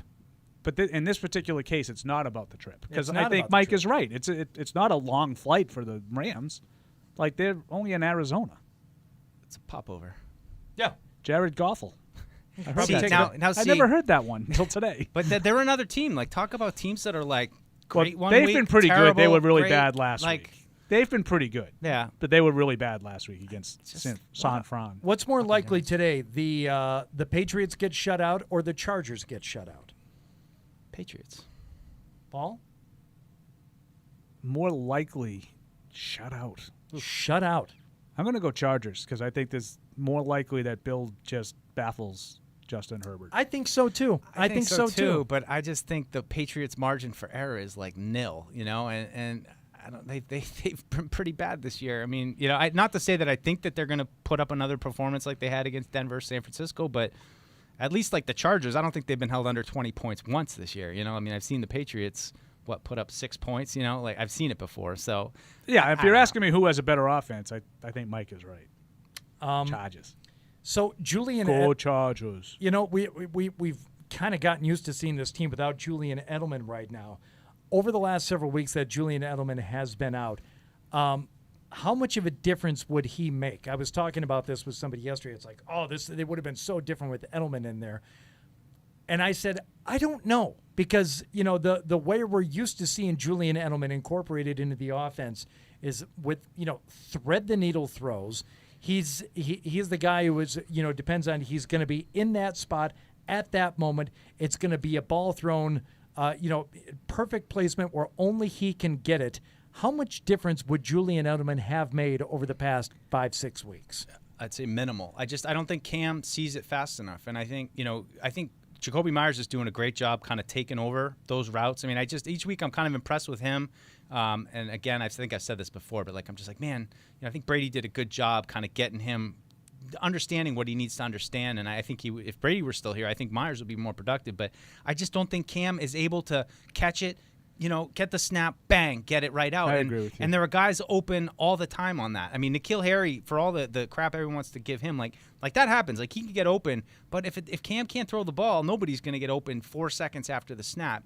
So I don't know. I think it'll be a minimal impact. I'm sure that he would have had a couple catches here and there, but I also think that he'd probably get lit up a bunch more, because that's, when you're throwing the ball late in the down, that's when you're more likely to get killed. And we all know, Edelman comes tearing across the middle like madman. Two of those games, two of the worst offensive games they've had were Denver and San Francisco. Edelman was part of those. Yep. He wouldn't be magically fixing this. No. Obviously, they miss him. I mean, he's the best by far. Yeah. He's the best weapon they have in the passing game, and they haven't had him for a good chunk of the season now. But it's just like the combination of what Edelman does well and what Brady did well. It was simpatico. It's Brady can get the ball out. He knows exactly where Edelman's going to go. And I just, Cam hasn't quite ever established that quick rhythm. When we had the big game against Seattle, more down the field throws, which you've never really seen out of Edelman. So, they miss him. There's no question he would help, but I don't think that he would have made the biggest difference just because of Cam. So we're a couple years into this two-team situation in Los Angeles. Couple years in now with both the Rams and the San Diego Superchargers of Los Angeles. How do you think it's going so far? This is a weird year, obviously, and things are just complete upheaval. But what's your sense of how the two-team in LA thing is going, Mike? I was interesting. I mean, I had an interesting perspective on it living there till 2017, and when all the murmurs were that they were going to get one team, maybe get two teams. So I haven't been there since. I can't really speak to how the fan base has grown, because I think that will be the biggest test, right? Is how much interest you generate, especially for the Chargers, who coming up from San Diego, they had passionate fan base down there, but that's a haul. I don't think it really translates, in terms of the. And I don't know how passionate that fan base was in San Diego. So I think that's that'll the problem. be the true question. But I think that I think the Rams, they've done some good things. I think that they've got a good coach. They've got a good young quarterback, and that goes a long way when you're trying to build a team and build excitement. They went to a Super Bowl, but I think that's a key element. And now with the Chargers having Herbert too, I think that'll help them. Probably need make a coaching change, and that'll maybe drive a little bit more. But it's going to depend on the fans if they show up for these games. Yeah, I agree with Hardy. Yeah, I think they do have a very passionate fan base and a very loyal one, but it's small. Yeah. Mm-hmm. The Chargers, all those years down there, I definitely – I think they had a very small, loyal group, but not anything that obviously they could sustain, because they couldn't ever get the stadium done the way they wanted. And It's going to look weird if it's like, the Rams are selling it out and then you're like, ooh, Chargers game, and it's like half full, down the road when they're able to. I mean, in some ways, this probably saving them a little bit that they can't have fans, so you don't really know. Well, I mean... in this big stadium. Yeah, because it was one thing to have that 28,000-seat soccer place that the Chargers were playing in. It's going to be glaring now. Now you're playing in front of a half full SoFi Stadium. Ooh. It's just it's a tough ask of the fans in Los Angeles to go from not really caring to caring about two teams that weren't there, and the team that they cared the most about is in Las Vegas. Mm-hmm. The most popular team in Los Angeles was the Raiders by many estimations, and now that team, you talk about something we won't be able to answer now for at least another year, depending on how next year goes, and we all hope and pray that that we are back to normal by next fall. But for that Raiders team in Las Vegas to try and get a gauge on how it's going there, don't know. I mean, this is what a I think they'll what be a good. kick in the gut. And it's like whatever you think about Davis and whatever you think about the organization and think about this team as a whole, it's like we all want football to do well in pretty much any area of the country, and just what a kick to the gut that they've sustained there in Las Vegas. I just imagine being out like on a Saturday night in Vegas, having the time of your life, and you go on a little hot streak, and they're like, "Hey, we got 2 tickets to the Raiders, an NFL game tomorrow." That would be perfect, right? Like I would be like, sign me up. What a perfect thing. Saturday night, go watch the Raiders play on Sunday. Get all lubed up there and then go back out. I think it's great. I mean, I think they'll do great there. I think so too. It's just it's tough to gauge it right now, and it's tough to gauge also what's happening in Los Angeles in terms of how people are feeling. The only thing they're feeling anything about right now is their jobs and their livelihoods and COVID. It's tough to ask them to care too much about football teams. Yeah. Let's go to Dave in Philadelphia, joining us now on the Patriots pregame social. It's fueled by Duncan. You're welcome to do the same at 855-PATS 500. Dave, what's going on? Hey, guys. Hey. Hey, I just comment. Now, long-time Patriots fan. I'm a Patriots fan calling from Philadelphia. And first of all, I would like to say thank God for having a season in this pandemic. Sure. Second, I want to say I like Cam Newton as my quarterback. I think I'm listening to you guys talk about him, and I don't think you guys give him enough credit. I think Cam coming off almost not an injury, but him coming off that injury that the last time he played, it was the 2015. He came off the MVP season. That's the last good season he had. And I think jumping into the Patriots offense, dealing with Bill Belichick coming in late. I think him catching COVID. I think the lack of offensive weapons. I think the lack of offense or the moving offensive line that we have this season. I like Cam Newton as my quarterback, and I would like to see Cam Newton come back next season. I hope, I hope the Patriots re-sign him, and I do agree that we do need a number one receiver. I think Julian Edelman makes a difference. I think a lot of those 3rd and 6, 3rd and 7s that we get in trouble with, I think Julian Edelman being there makes a difference. Dave, let me ask you something, Dave, because we get calls like this now every week, and we never got it before, and it's because Tom Brady has been here for 20 years. But I like Cam Newton, too. I like him personally. I like his attitude. I like everything. Did you watch last week? Yeah. Have you watched all the games? Okay. Do you think he can throw the ball? Yeah. Okay. But based on what? Based on what? Based on what I'm seeing week in and week out. At best, Cam Newton is inconsistent at best. But who is he throwing to? Jacoby Myers? No. But it doesn't matter who he's throwing to. He doesn't throw it to the guy who's out there. He throws it to the ground or over their heads. Dave, I like him. I think he's a football player. I think if you start invoking 2015, you've already lost in your, let's go Cam Newton, sign him up for a long-term extension. It's got nothing to do with what he did last week. It's got nothing to do with what I expect him to do today. And maybe magically his mechanics will be fixed. And he's not square to the line, and he's stepping into the throws, and he's moving out of the pocket at the right time, and he's releasing the ball after 3/4 of a second, and all that gets fixed today. Not just step right into your DraftKings pick. Look at that. There he is. Oh, how there he is.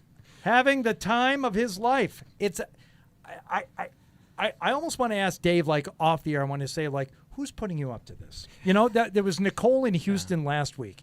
You know, there's a contingency of Cam Newton fans, and I get it. They're not. I mean, they're not alone. No, there's more of them than you would. I just. Who's putting you up to it? I mean, are you friends with Cam? You know, is it something? And it's not personally. I wish I were friends with Cam. Right. I like him. I think he's the guy.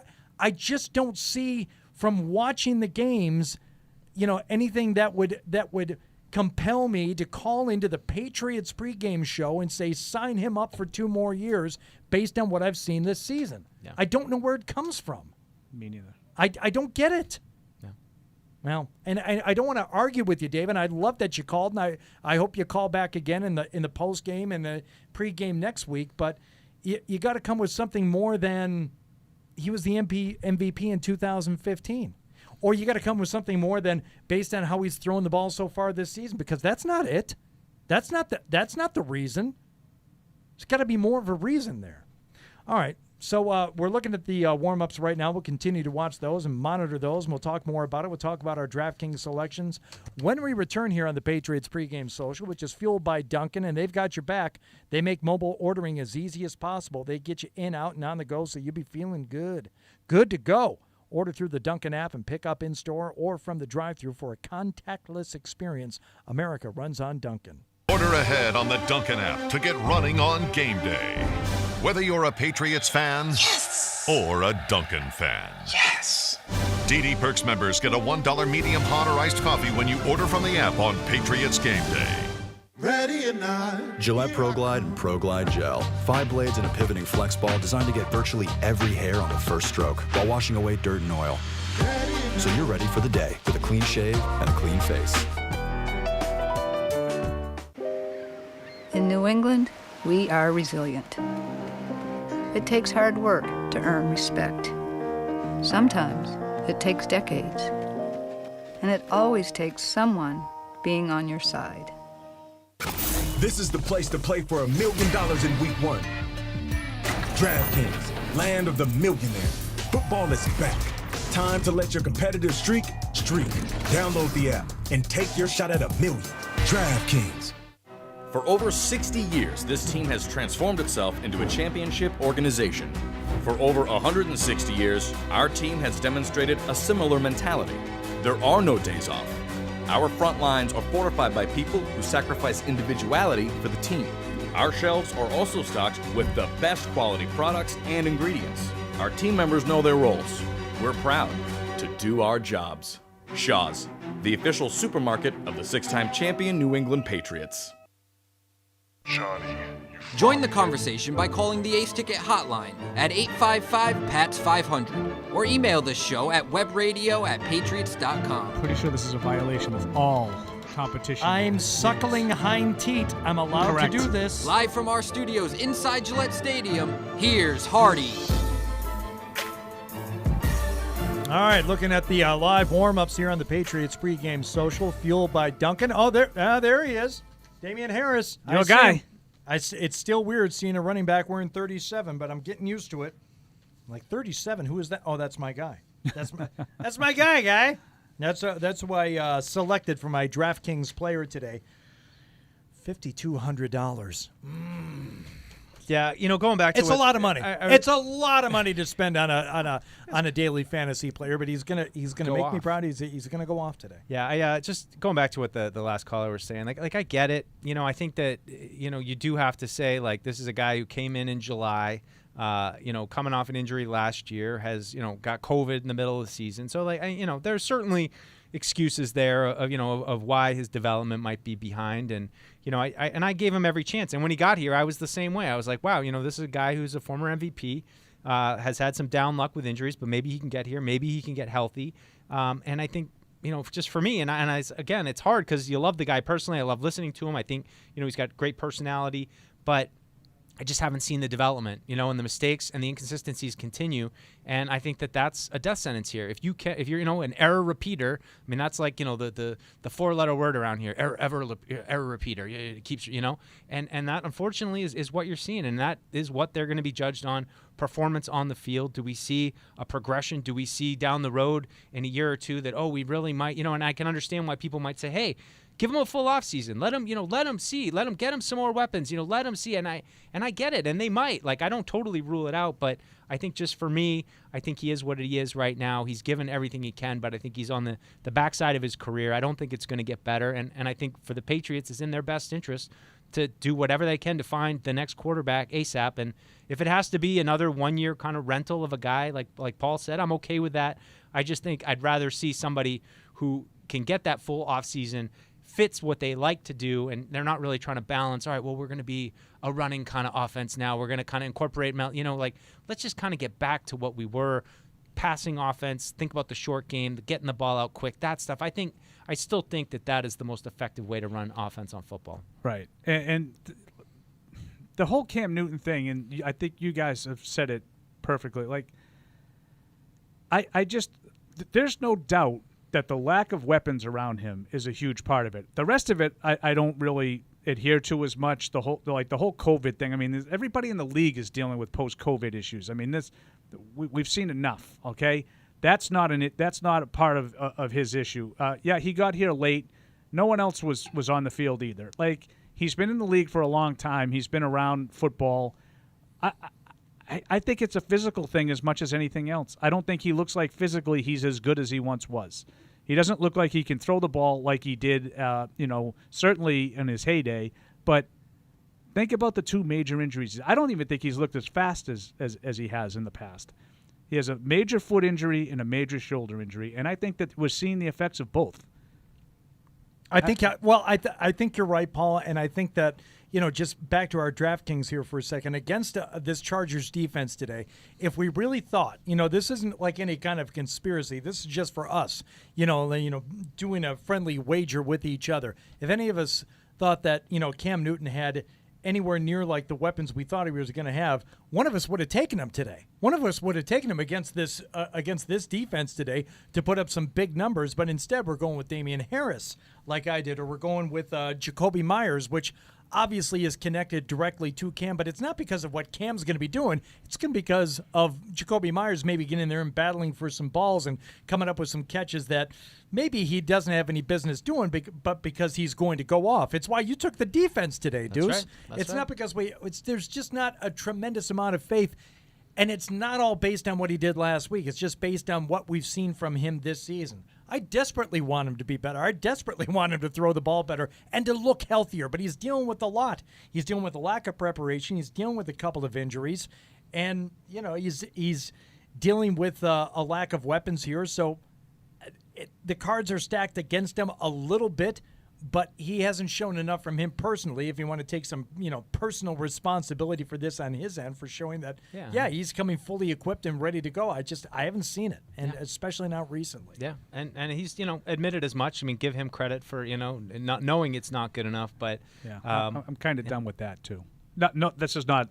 This was not like. No. This wasn't like a Tuesday Patriots Unfiltered. I'm looking to start I hear what you're something. saying, though. It's one thing to like 11 weeks in a row. Be better. You got to be better. I know. I'm kind of done with that. Yeah. Eventually, it comes down to you're going to produce, or you're going to be gone. And that's why when it goes to like the injury thing, it's like why do they need to give him like this easy road out of being the starting quarterback? Like everybody knows what's going on, but.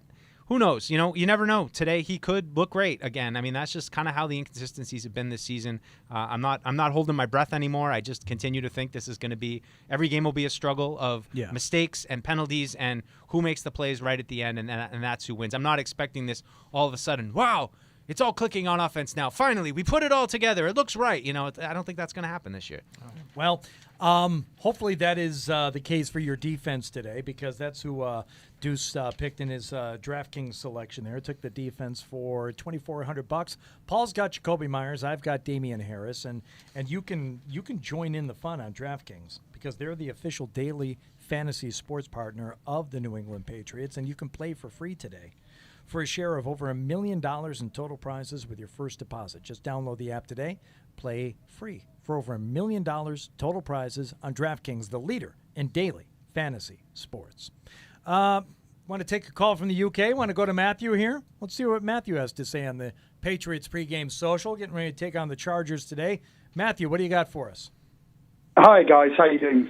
Great show as always. Really appreciate what the Patriots put out for us fans. been able to keep up to date with the app and the work you guys do is really, really, really great. So I'm really, really grateful for that. So, well, thank you. Yeah, just pretty much what you guys have just said, really. I felt a lot better at the start of the season when I found out we signed Cam, because I thought I was a bit unsure about Stidham, and I felt quite confident. And the first week, with all the running against the Dolphins and the touchdowns and everything, everyone, I think, got excited. I certainly did. I thought, right, we've got a ground game coming from the quarterback, but it hasn't worked out like we wanted it to. I think there are plenty of things you could say in his defence. The whole COVID thing, the situation, no pre-season, regular starter on a team that the roster's not that great, let's be honest. But I think that was an excuse. Now we're this far on, I think I would be really surprised to see him back next year. I'm a bit like you. I like the guy. I really like the guy. I liked him when he was minor. I wish him all the best. I hope he just flies through the next couple of weeks. But I think we need to keep him until we're mathematically out the playoffs. Can I ask you? Can I interrupt you for a quick second, Matthew? Why do we need to keep him until we're mathematically out of the playoffs? Sorry. Why do you feel the need to continue to play him until they're mathematically eliminated? It's difficult to say this, but I think he's better than Jared Stidham. We've seen of Stidham, and I think it's highly unlikely we're going to get into the playoffs. I think we all know that now. But I'm not even talking. I just like this whole notion that he gives you the best chance to win. I don't know how we know that when we haven't seen the other guy play. I know this guy's hurting our chances to win virtually every week. But they've been winning. But they haven't. Well, they won last week. They're 5-6. They haven't been winning. They have a bad record with him at quarterback. When we've been winning very unconvincingly, admittedly. But if they were, believe me, if they were 8-3 and winning ugly, I would say, keep it going. It's kind of what Miami's doing. Yeah. Like, I don't think Tua's playing great, but they're winning. So they're getting him experience, and they're continuing to go with it. The Patriots are 5-6. You're telling me that no one else can go 5-6? No, I think. Sorry, can I? I mean, I'm pretty sure if someone else played every game, they'd have more than 4 touchdown passes. I agree. I'm pretty sure of that. Matthew, I don't mean to answer for you, and thank you for the call, but they've won 3 of their last 4. So to make the change now, like specifically now, like in the calendar, you would have to lose. It's going to have to too late. If you wait till you lose, it's too late. That's my point. I think it's like he's costing you chances to win games. Right. And if they lose today because of Cam Newton, they're out of the playoffs. Right. And one of the games that they won, he cost you a chance to win the game, but you won it anyway. Yeah. And then Buffalo. Like the next one he cost you a chance is going to be the last one, and you're going to be eliminated. Yeah. Like, and I'm fine with that because I'm not hell-bent on making the playoffs. But to me, at some point, he's not giving you the best chance to win. I just don't think he is. Every week's an adventure. It was to me the time to do it was after the 49ers game. To me, that was the obvious time to do it. Yeah, I mean that was certainly the that was a bad. What's wrong, Grimace? No, that was a bad 2 weeks. The Denver, the Denver and the Niners game, he was really bad. To be like, hey, thanks for coming back, and I also just think that as a team that was, that was a total team loss in that kind of game. I mean, I hear what you're saying. Performance-wise, that was a low watermark, and I think. I mean, the conversation's only going to get louder if he plays terrible today, and rightly so. I think that's what he'll bring upon himself. And if he plays great, then hey, we'll have some excitement for Thursday night. We'll see if they can maybe break into the win column, and then you're like, all right. They're not gonna throw Stidham out there on a short week to prepare, though. Yeah. I mean, that's not going to happen. You're going to get. He's going to play these out, barring an injury, he's going to play the 2 LA games, I would think. Yes. All right. 855-PATS-500. You're. Welcome to join us here. I think we have to step aside again here. We have to come back. We're gonna come back and do our. When do we get a Sunday? Oh, what a hit by Houston on a 4th and 1. It's like a full 6-pack, Hardy. I haven't had too many red zone calls today. The Jets poised to take the lead right here. They do. Jets. Henry Ruggs fumble setting up the Jets for a touchdown. Ooh, I don't want it's about 6 minutes to go. How about that? All right, got some excitement there. We'll keep an eye on that Jets-Vegas game. We'll do our Sunday 6-pack here when we return. Sony. Right? More than one carry today? Sony, more than one carry? I would have taken the one carry. He didn't get any carries. One he snap. played one Sorry, play. I meant the snap. It's a great carry. Great fantasy pick. Just You got because got a lot of bang for your buck from me last week. Well, that's playing coy. You put him in there for a snap, you figure, he's finally going to get a carry. No, decoy. Yeah, decoy. That's what you think. He's for a decoy on one play. All right, more of your calls and the Sunday six-pack when we return and continue here on the Patriots pregame social, fueled by Duncan. How do we inspire people to lead their healthiest lives? How do we bring everyone together so that healthcare finally works for all of us? We know how. We are the how. Optum. How well gets done. Order ahead on the Duncan app to get running on game day. Whether you're a Patriots fan or a Duncan fan. DD Perks members get a $1 medium hot or iced coffee when you order from the app on Patriots game day. My Caleb Sofa and Love Seat. With Bob's discount, you get both pieces for just $7.99. $7.99? Are you joking? Do I look like I'm joking? Yes. You look like you're joking. I'm serious. Cool. Get Bob's discount. Please, isn't it? Okay. Yeah, it should fit. It should fit. The take it back for something smaller with the CarMax 7-day money-back guarantee way. Whatever your way, that's the way car buying should be. Wow! You gotta see the stats on that one! I shot at a TD, 14%. Defender distance, decimals. My only out, zero gravity, 6 points. Next gen stats powered by AWS. In New England, we are resilient. It takes hard work to earn respect. Sometimes it takes decades. And it always takes someone being on your side.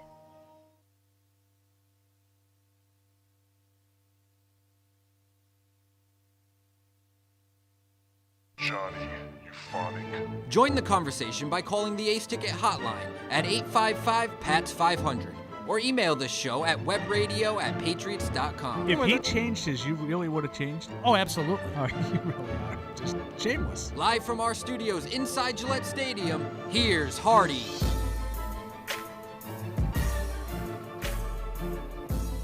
All right, we're going to do our Sunday six-pack here in a few minutes, but we got a couple of calls to get to first as the Patriots get ready to take on the Chargers in Los Angeles here this afternoon. We will go to Lori, who is in New York. Lori, thanks for being on. It's Hardy, it's Paul Perillo, it's Mike Dussault. What's going on, Lori? Hi there. I just have a question, and this might not have anything to do with your discussion earlier today, but I wonder if you could explain something to me.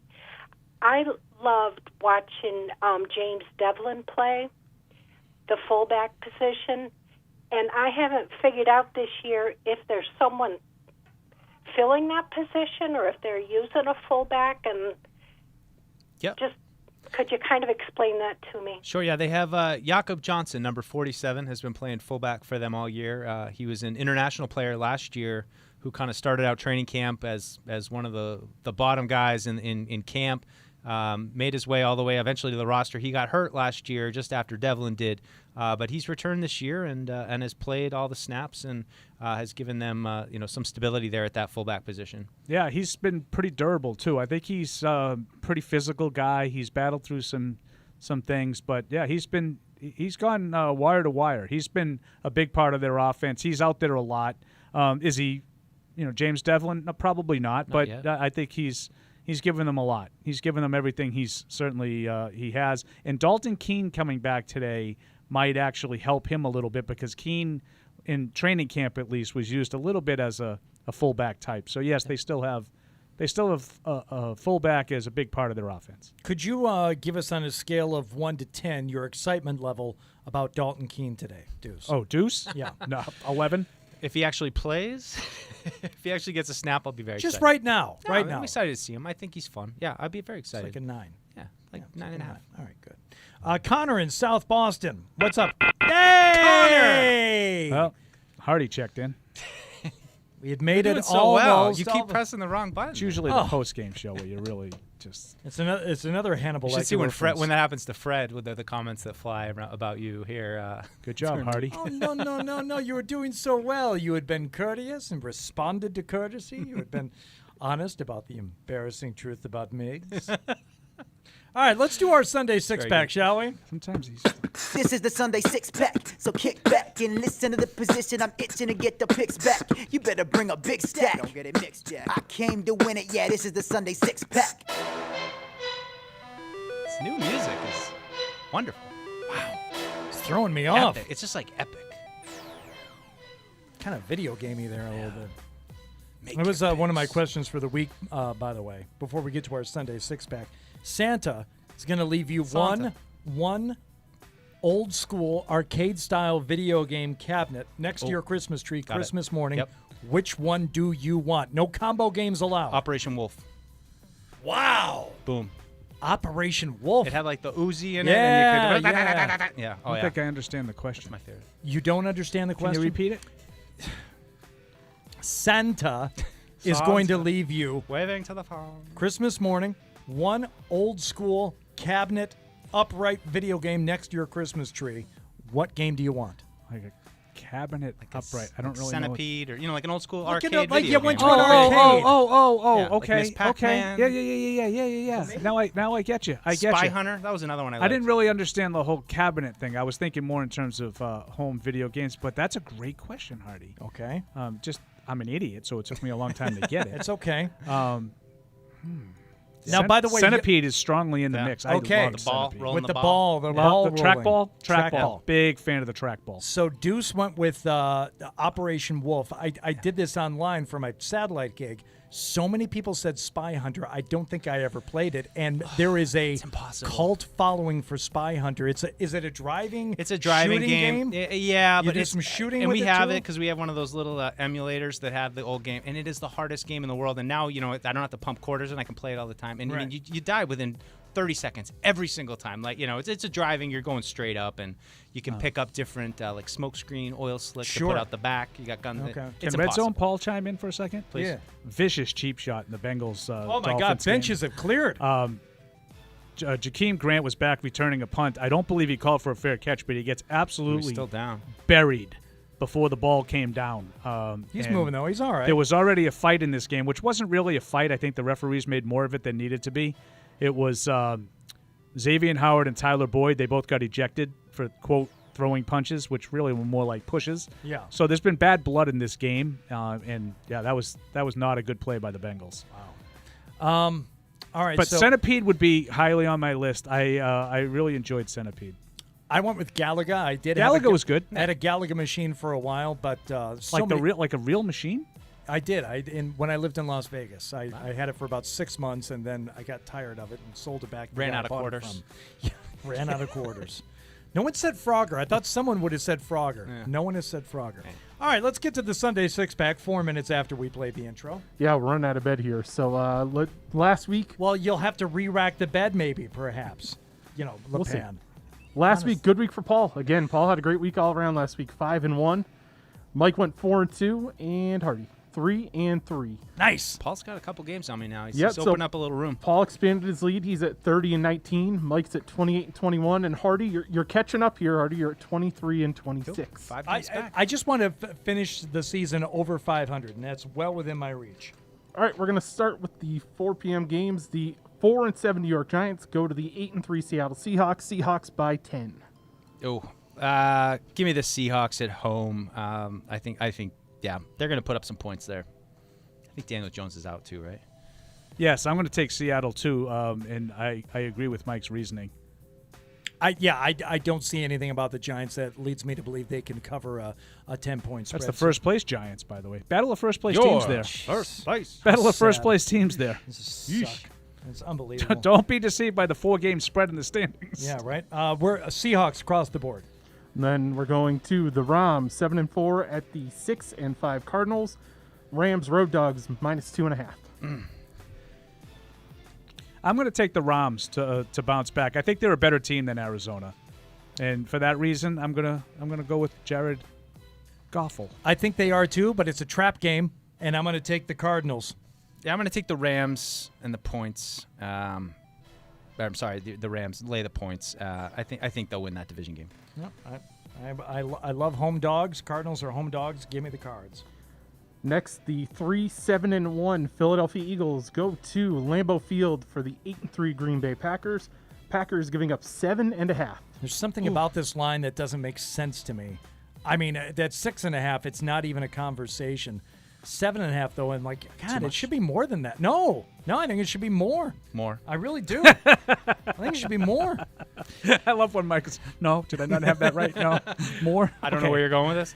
Yeah, I will take Green Bay. I'm not going to be fooled by the spread, but I do think there's I do think that it's a little bit of a different with that hook. You got the 7 at the hook. You got the hook. The hook is what bothers me. That's why I'm taking the Eagles. Yeah, I'm going to take the Packers.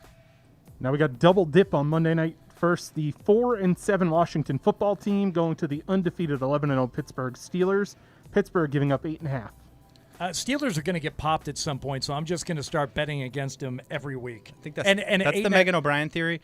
I'm going to take the Steelers. I think they keep it rolling against Le football team. I'm going to take Pittsburgh too. I agree with everything Hardy said. That was a very Greg Bedard-like reaction there.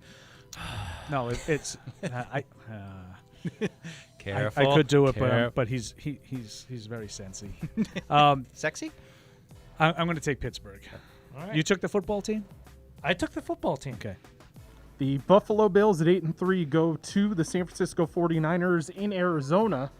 Buffalo giving up 2.5. It's a weird one. Yeah. It's a weird I'm going to venue. take Buffalo. I feel like San Francisco's in Arizona. Like, what are we doing here? Forget this.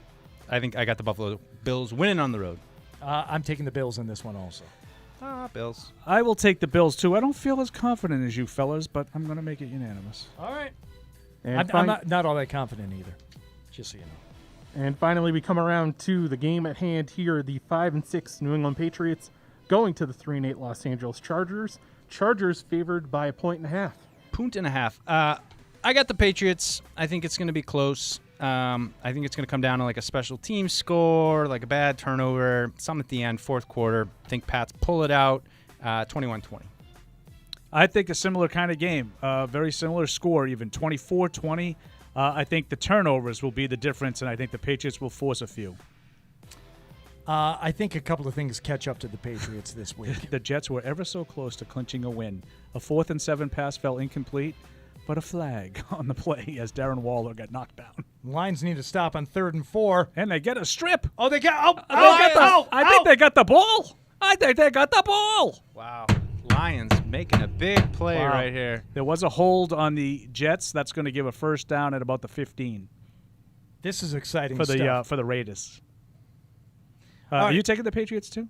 I am not taking the Patriots. I think some things catch up to the Patriots this week. I am picking the Chargers to win this game 23-17. Wow. Okay. All right. So we all kind of see it. Oh, that's a tough call on the Jets. We all see a similar kind of game. You know, kind of close, 20s, sloppy, around 20. Yeah, I mean, it's like it's obviously the outcome is much different, but what do you have the Pats at 24? 24-20. Yeah, and that's going to be with the aid of someone. It's a touchdown difference. I mean, I think the Pats have a couple of touchdowns and a field goal in them. And Paul, you think they got one more touchdown? I think that's what it's going to come down to, quite frankly. It's, the difference of one more time down into the end zone, that's it. And I think a couple of the shortcomings on this team catch up with them this week. That's it. Yeah. It's not. I can see it.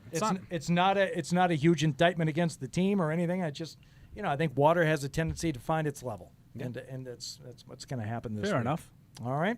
So, wow, we got a lot going on. This, in addition to the Columbus Crew playing host to the New England Revolution. What do you got for an update there? They're scoreless at the half. Oh, I never see that.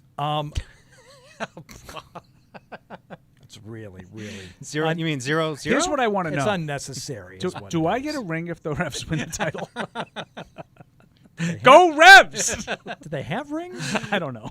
You're asking the guy who didn't even get a jersey. So I don't know. Yeah, how do I know? I saw that they rectified that. They did. By the way, the Lions are in the end zone. I believe they have a touchdown. Is that what that's called? Oh, Adrian Peterson. How about that? And they have a lead with 1:37 left. Scored too soon. We all know what happened the last time they were in this situation against Chicago. Hey, Paul, could you shut it, please? Thank you. You won't have Matt Patricia to blame for it anymore. Just as far as the Revs go, Matt Turner has been peppered. We haven't been able to watch this game, But so far, Columbus has had 8 shots, 5 saves so far for Matt Turner already in this They got first 3 half. goals. Do you know how many saves? That's a lot. Did I have that correct? 5. Matt Turner's had to make 5 saves already. 5 big ones too. Okay. Oh, and they were good quality shots. How many saves has 3 the or 4 real quality. Quality chances from inside the circle? Oh, wait, that's a different sport. How many saves has the Columbus keeper had to make so far? Slot? Is there a believe slot? that's a Is there a slot in this game? 0. A couple of 2-on-1s. Wait, those are just offside in that sport. Sorry. Shot, kick, save, score. All right, so we'll continue to monitor the Revs here. And, of course, we'll be watching the Patriots as they visit the San Diego Superchargers of Los Angeles this afternoon. And we hope that you will join us in the post-game for everybody in the show. Matt LePan kind of running things back there today as Matt Morrell has been busy with the Revs. But for Deuce, Paul, MOB, is she back there? She's back there. Everybody's back there. She'll Everybody's produce. here. Everybody's here. Okay, good. I don't know. I haven't seen her. Yeah. I show up a little Behind bit. the scenes. Yeah. I was here, though. Start of the show. We'll talk to you in the post game.